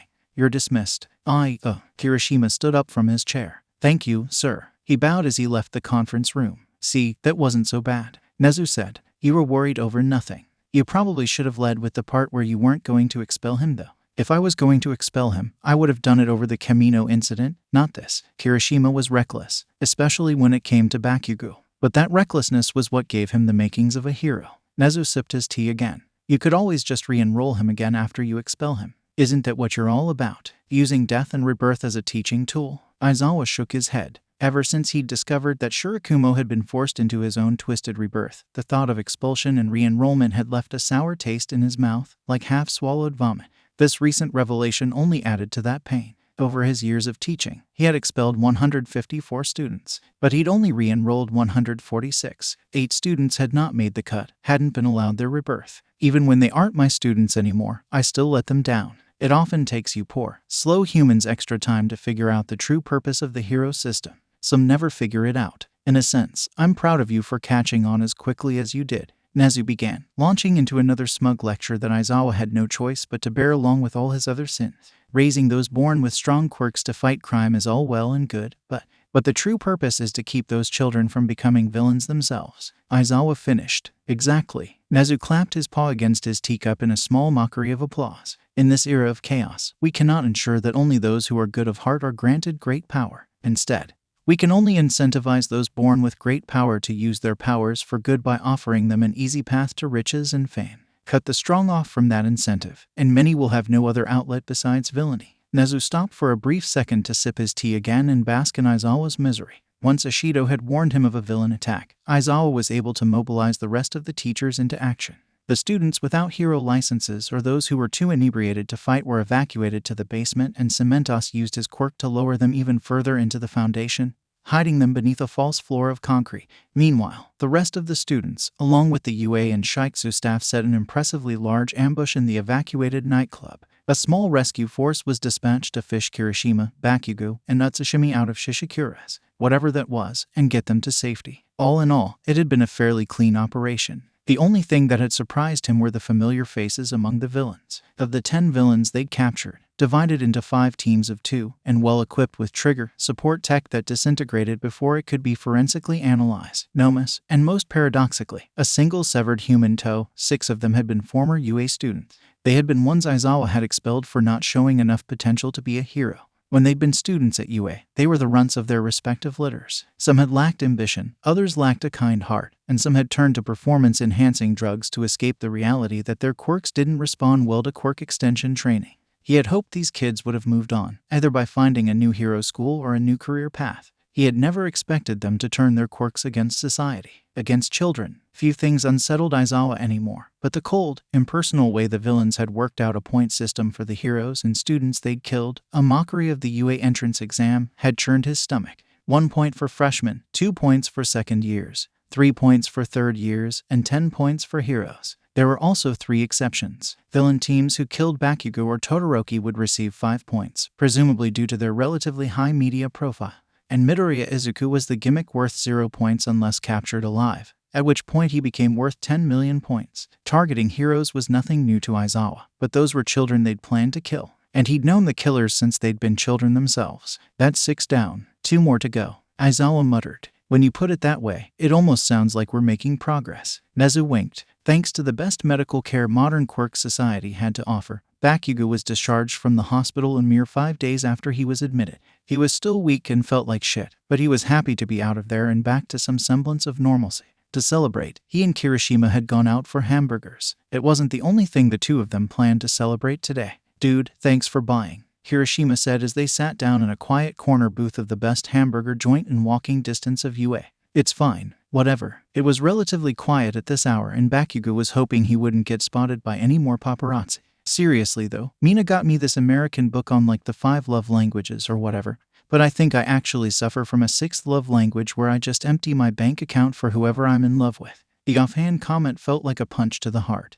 And Bakugou's heart had taken enough of a beating this last week. Hadn't Kirishima emptied his bank account for him back when he bought those night vision goggles at Camino? What did that even mean? Bakugou bit back his jealousy by biting into his burger, desperate to ignore how much it reminded him of Potato Boy's ocean of Namumi. Today's the day, Kirishima said, through a mouthful of extra rare burger. He sounded confident, but Bakugou knew him well enough to understand that this confidence was just a thin veneer over a boiling sea of anxiety. I'm really glad you're out in time to be there for me. It was an hour after their last class on the last day of their freshman year, which meant today was the last chance Kirishima would have to make the 1000 club as a first year. Their whole class would probably be there to watch, as well as a few extras from other classes. Kirishima was a pretty popular guy, after all. Bakugou sort of liked the quiet, determined way Kirishima showed his nerves. Before meeting Kirishima, Bakugou would have considered showing fear to be a weakness, and Bakugou didn't like weakness. But Kirishima seemed to be able to distill his insecurities down into the fuel he used to train hard and achieve great things. It was almost cute how Kirishima could make weakness his bitch and turn it into strength.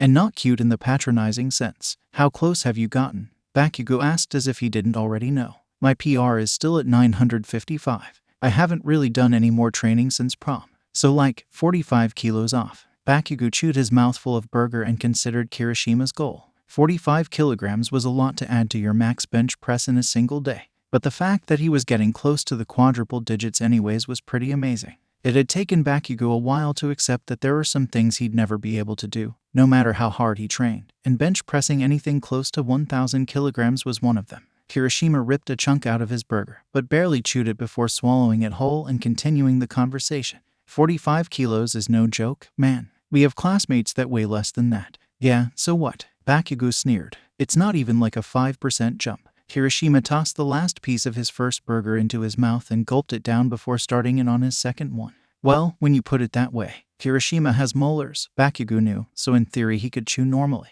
But that didn't mean he always bothered with it. It was stupid that he found it kinda hot. Bakugou had originally intended this outing to be sort of like a date. His plan had been to flirt a bit to try and gauge Kirishima's interest. Pink alien girlfriend be damned. But that plan had been made while he was high on a medical-grade cocktail of painkillers. So once he saw it with sober eyes, he realized his plan had been stupid. For starters, he was too chicken shit to actually make any moves. And even if he did, Bakugou had already been fooled once into thinking that Kirishima was interested in him when he hadn't been, and he wasn't entirely sure how he'd be able to ever tell for sure, so trying to gauge interest was pointless. There was also the added risk that Kirishima might react negatively to any flirting Bakugou did out of loyalty to his girlfriend.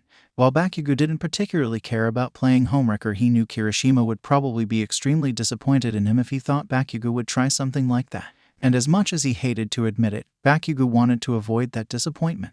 He poked at his burger. Hey dude, you alright? Kirishima was watching him. I'm fine. Bakugou took a bite of his burger to try and support his lie. Is this about Utsushimi? Bro, I heard about her and Ada and I couldn't believe it. I feel kinda responsible, since I was the one who asked him to keep an eye on her at the hospital. But like I didn't expect them to like. Nah, I really don't care. It was true. Bakugou honestly didn't care that Utsushimi was dating Ida now. She had texted Bakugou a nearly incomprehensible stream of happy emojis when Ida had accepted her offer to go get smoothies after the first physical therapy session they had together, and they'd officially announced their relationship not long after. If anything, he was a little relieved that she had a real boyfriend now, so he wouldn't have to pretend to be her fake boyfriend anymore. It was a weight off his shoulders. Nobody would believe him though. He could tell Kirishima didn't. He was eyeing Bakugou suspiciously as he gnawed on his burger. Their next few bites passed by in relative silence, a stalemate of sorts. When had things gotten so awkward between him and Kirishima? Why had he let it get that way? Bakugou's regretful musings were interrupted by a sudden clap on his shoulder. Hey, Katsuki, wild seeing you here. Bakugou looked up, already knowing who it would be since he'd recognized the voice. His two friends from middle school, Ashtray and French Fry Fingers. Hey, he grunted. You don't look happy to see us. Worried we'll interrupt your date. French Fry Fingers still hadn't removed his long fingers from Bakugou's shoulder as he sneered down at him. Oh, piss off, fuckwads. Bakugou yelled before it occurred to him that his middle school buddies probably knew him well enough to know that yelling meant they had latched onto some kernel of truth. Quickly, hoping to distract, he looked at Kirishima and said, "Smells like loser in here. Let's bounce." Agreed, Kirishima said, wolfing down the last quarter of his burger and standing up. He hadn't gotten along well with them the last time they'd run into these guys. And if Kirishima doesn't get along well with someone, you know there's something wrong with them. In truth, Bakugou was more worried about something else though. The last time he'd run into his old friends, they'd wanted to talk about Deku. Specifically, about how bad they felt about bullying Deku all those years. They'd come dangerously close to spilling the beans about how Bakugou had been in on the bullying.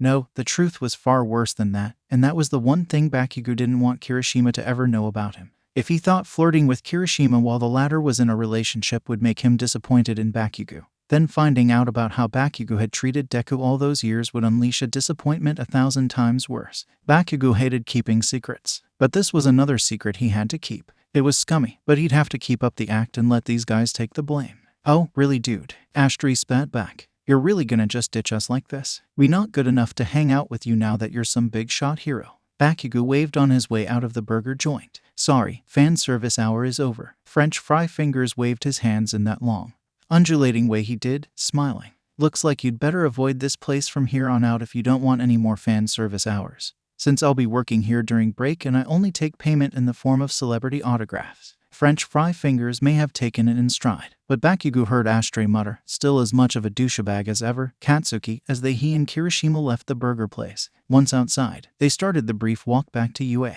With his heart in the condition that it was a bit of a pain to match Kirishima's energetic pace, but he'd rather have died than shown it, and he needed the exercise anyways. What's up with those guys? You said you knew them in middle school, Kirishima said. Ignore them, Bakugou said, trying to keep his breathing even. Just think about the PRs you'll smash at the gym today. Yeah, Kirishima said, brightening. Let's think about this lightweight. Bakugou chuckled at this. Come on, say it with me, Kirishima said, practically bouncing along the sidewalk beside him. Lightweight. I'm not saying that, stupid. Lightweight. Meathead nonsense. Come on. Kirishima reached out, as if to give Bakugou's shoulder a playful shove, but stopped himself. Whether that was because he'd taken pity on the poor injured Bakugou or because of Bakugou's last month of rejecting all physical contact, Bakugou didn't know, but he was sore about it all the same. Kirishima quickly changed the subject. Have you ever tried catching fish with your bare hands? No, me neither, but I heard catching them that way is like super popular in America. Doubt it. No, really. There was a show about it playing at the hospital, and this guy would just stick his hand down into the fish's burrow and let it bite him, and then he'd drag it up. It was like an extreme sport or something, because sometimes there are snapping turtles instead of fish, so it's really dangerous. Would a snapping turtle even hurt you? Bakugou scoffed at the idea of a turtle being a danger to Kirishima. I mean, probably not. Kirishima had to think about it for a while. Maybe if I wasn't expecting it. But anyways, we should try it sometime. Maybe over summer break. I hear that's the season for it. Was Kirishima asking him on a date? Bakugou gritted his teeth as he forced himself to reel back his expectations.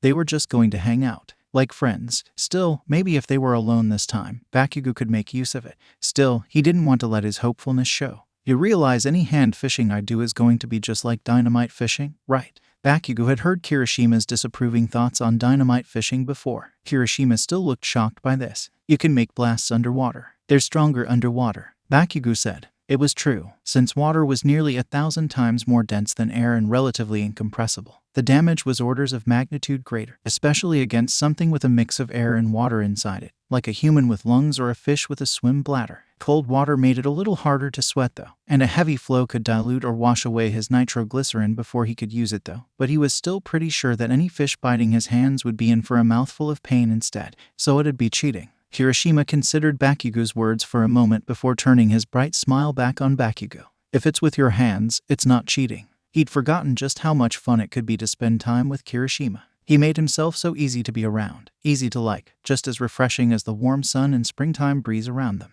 He was so unlike Bakugou in that way. Their walk back to school seemed almost too short. Bakugou didn't want it to end. Meet me in the gym. Okay, I'm gonna go get dressed, Kirishima said with a smile and a thumbs up. Don't tell me what to do, Bakugou muttered, trying to mask his disappointment at seeing Kirishima leave, even if he knew he'd be back in only a few minutes. While Kirishima left to go change, Bakugou made his way to the large weightlifting room in Gym Gamma and sat down on the bench where Kirishima would soon join the ranks of the 1000 Club. In a normal gym, it would have looked out of place. The whole apparatus looked more like a vehicle lift than a piece of workout equipment meant for humans. In fact, its whole design was similar to a vehicle lift too, complete with internal locks that would shoot out to hold the weight in place if it started descending faster than a certain acceptable threshold. It was a bench press machine built for people with super strength. Bakugou inspected the 2 steel lift pillars on either side of the bench. Inside, there were hundreds of steel plates. How many of those plates were actually connected and providing resistance to the lifter depended on what was input into a control panel. To keep non-strength enhanced individuals from using it and possibly getting hurt, the panel would only activate when a student with permission to use it tapped their student ID on it.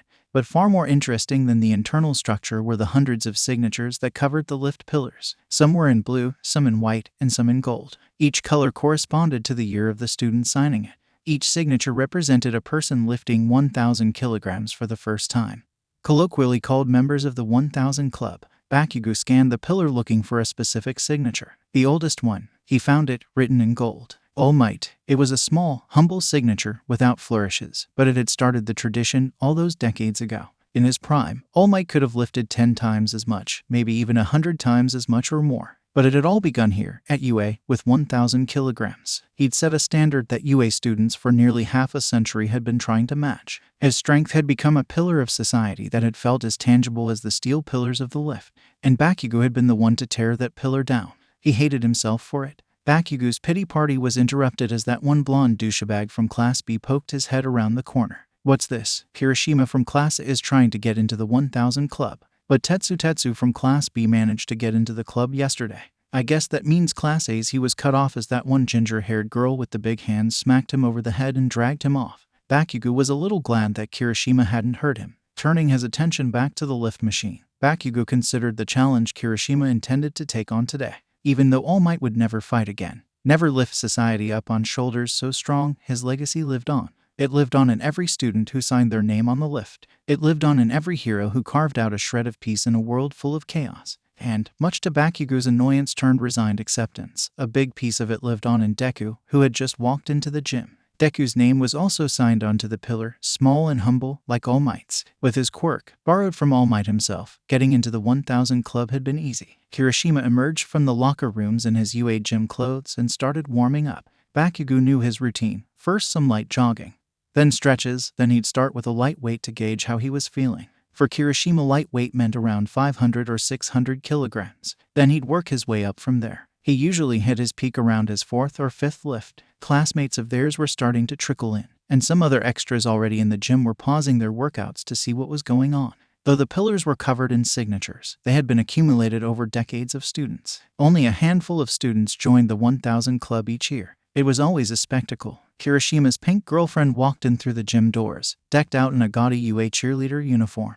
"WOOO, let's go. Let's go. Let's go EIJIROU," she chanted. A few of the other girls followed behind. Bakugou could literally feel his blood pressure rising. Still, a number of other students joined in on the chant, and it seemed to bolster Kirishima's spirits even as Bakugou could tell the casual use of his first name made him a little bashful. Finally, Kirishima finished stretching and walked to the bench, crowd parting for him as he passed. He tapped his student ID on the panel and it sprang to life. The words "Welcome, Kirishima Ijiru" splashing onto the screen an instant before the lift machine's robotic voice repeated the greeting. Kirishima dipped his hands in the bag of chalk dust at the foot of the pillars. "Good afternoon, lift." The machine didn't answer. "Could you load me up with a solid 600? Bakugou heard the mechanical whirs and clicks as the machine loaded the right number of plates. "Loaded, 600 kilograms, came the robotic reply. Kirishima nodded at Bakugou, who stood up to allow Kirishima to lay down fully on the bench. He scooted himself beneath the bar, a carbon fiber reinforced beam designed to handle the immense force of the strength-enhanced students, and rested his hands on it, feeling the knurling for the right grip.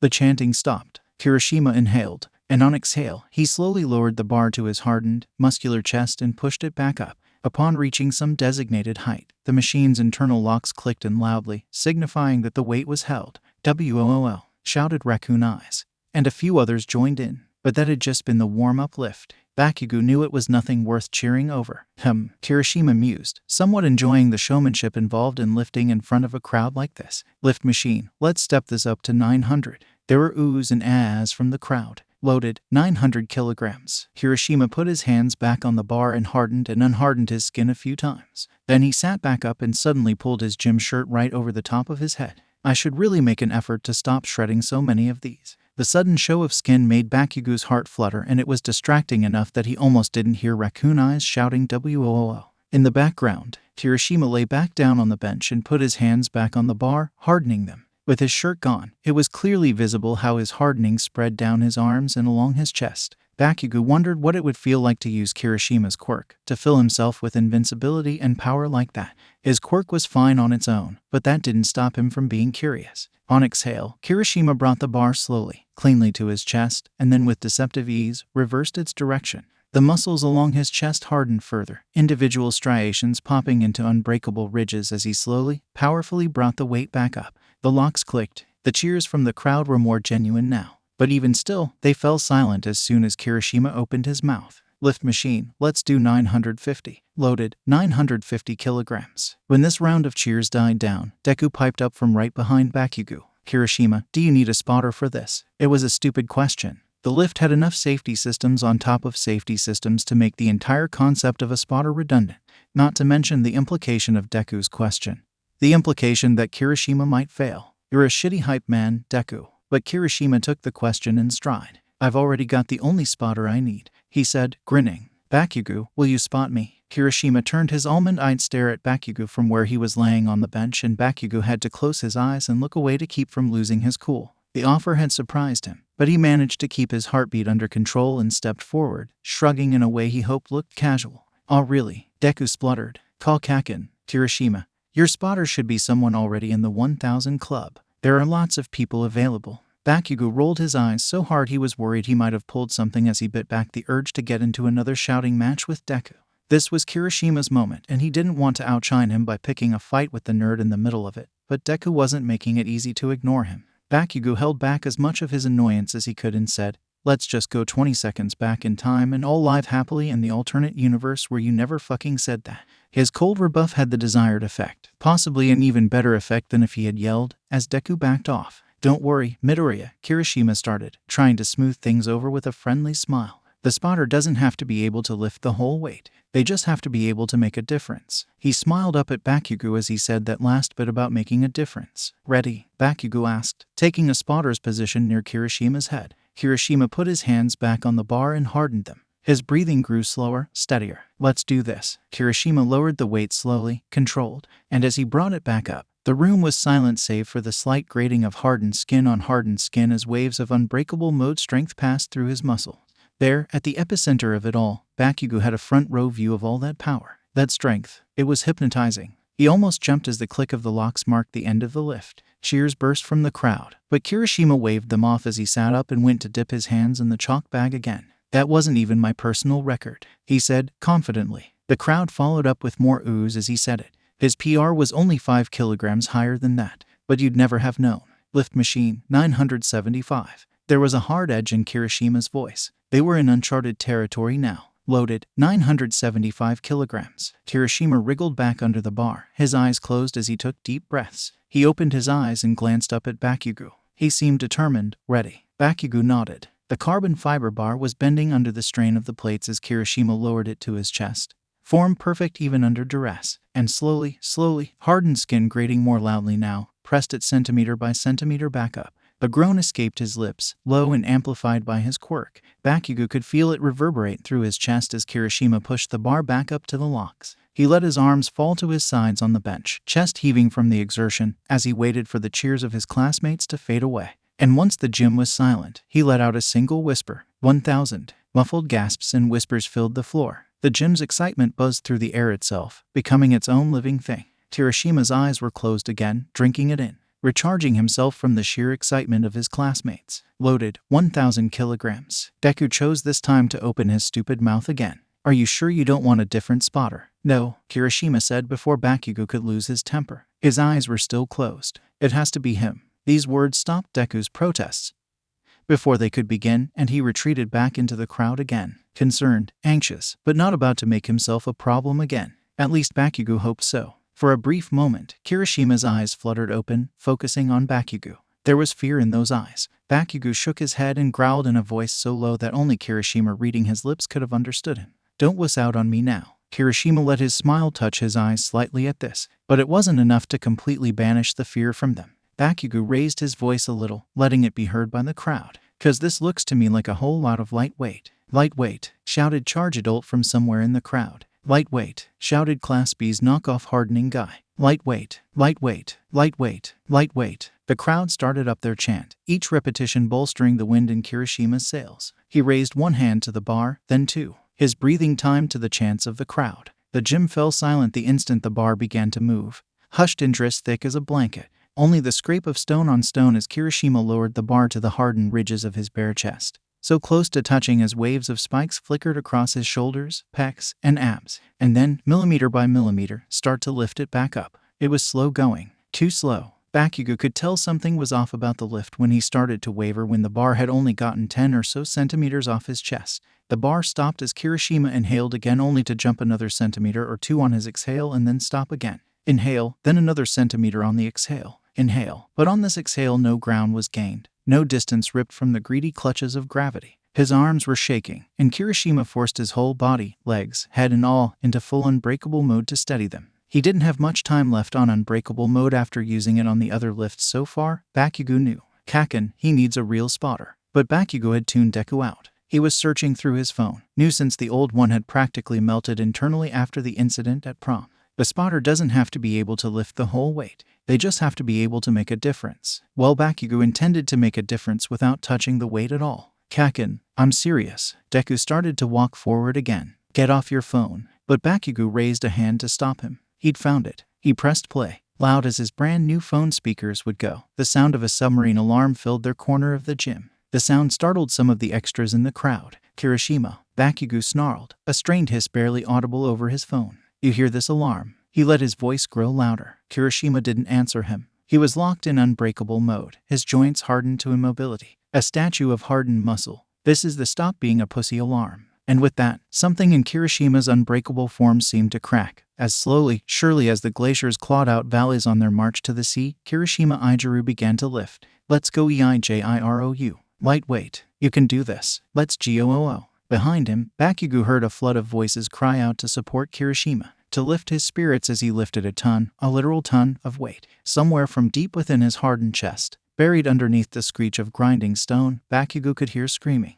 Kirishima's screaming. If Kirishima was screaming, then Bakugo would scream too. It's do or die, bitch. Either the bar goes to hell or you do. The bar accelerated as Kirishima reached the midpoint, the easiest part of his lift. But it didn't stop there. The bar kept rising, carbon fiber bending and wobbling almost like a pool noodle under the titanic weight. As the locks clicked, the gym erupted in a roar that shook the floor and vibrated the windows. Kirishima sat up, tears in his eyes, as unbreakable mode cracked away to normal, mere mortal Kirishima. But he was no mere mortal in Bakugo's eyes. The secret compartment in the lift pillar that opened up to reveal a golden paint sharpie was practically an afterthought to the both of them. Kirishima had done it. He'd joined the ranks of the 1000 Club as a first year. And with that he carried on a small piece of All Might's legacy. To Bakugo, it looked like more than just a small piece. Kirishima, arms spent and falling useless at his sides, looked up at Bakugo with the kind of hope Bakugo had thought had been lost the day the symbol of peace was defeated at Kamino. Yet here was Kirishima, a hero in training who might be able to once again lift the world on his shoulders. Bakugo. Kirishima leaned forward, shaking arms indicating he intended to go for a hug.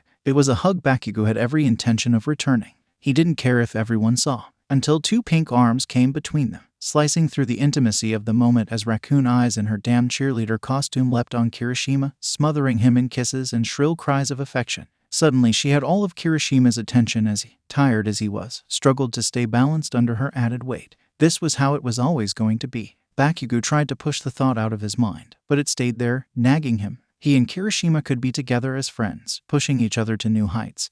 But at the end of the day, would some girl always end up coming between them? No, he couldn't give up now. He'd just have to rethink his strategy a little. He could still do this. He could still win, right? He let the rest of the crowd surge around him as they swarmed Kirishima in a massive group hug. Nobody wanted to hug Bakugo, and he was glad of that. When he was certain all eyes were off of him, he turned around and slipped out the back.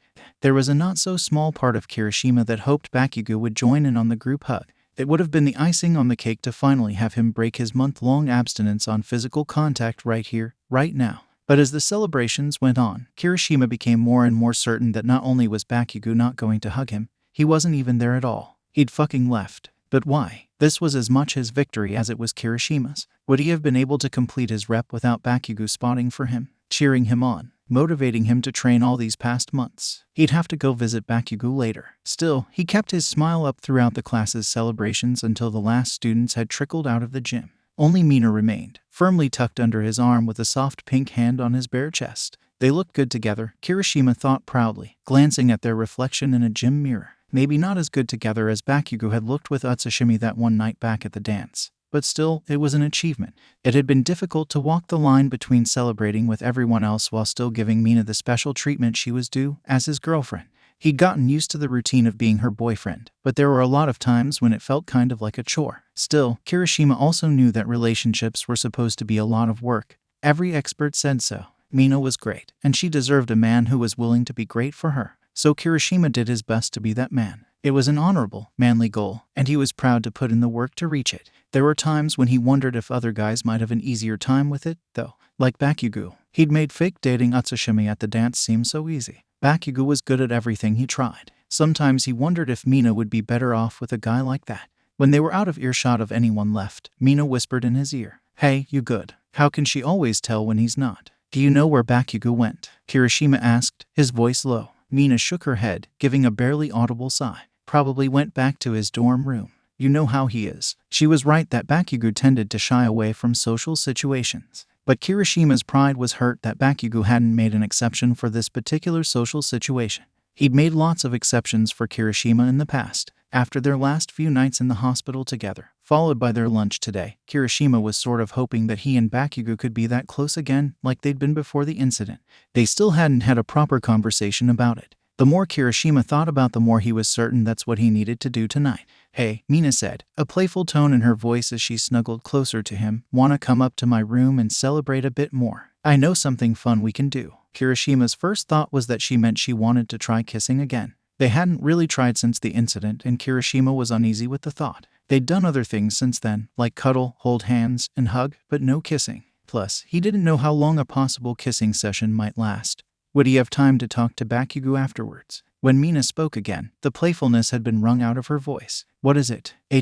You look like I just asked you to go to a funeral. Do you not want to do it?" "No, I'll do it. Let me just get a few things done first. And I can meet you in your room in an hour or two." He was in damage control mode and he knew it. And from the little bit of his reflection he'd seen in the mirror, he had totally looked like he was on his way to a funeral. Damn it, he wasn't getting any better at this. Mina's hand on his chest went from gently touching to pushing, and she shoved her way out from under his arm. She put a little distance between them before turning around. "Aijiru." She had such a hard determination in her voice that she almost hissed the name. With her hands, she gestured to herself, but more to her body or maybe to her outfit. Now that Kirishima was looking, he noticed she had forsaken her UA gym uniform for a UA cheerleader costume. Her shoes were new too, they still looked bright and unscuffed. Had she gotten dressed up for this? Was he in trouble for not noticing it? "Do you want me?" Kirishima knew hesitating on this question would only get him into more trouble than he was already in, so he immediately responded with, "Of course I want you, babe. We can meet in your room soon, just let me shower and change clothes first." He was rambling, but he had to dig his way out of this somehow. He had to be the kind of man Mina deserved. "And speaking of clothes, your outfit today is really nice. Are those new shoes?" Mina cut him off. "You want me?" Kirishima couldn't tell if she sounded like she was about to laugh or cry. All he was certain of was that she didn't sound like she believed him. "Yes, always." A moment of silence stretched between them as Mina considered him with wide black eyes filled half to bursting with disappointment. Then she turned around to go. He knew her well enough by now for Kirishima to know this meant she didn't want him to follow her. Kirishima heard her response though, even if it was barely more than a low whisper. "But not in the way you want him."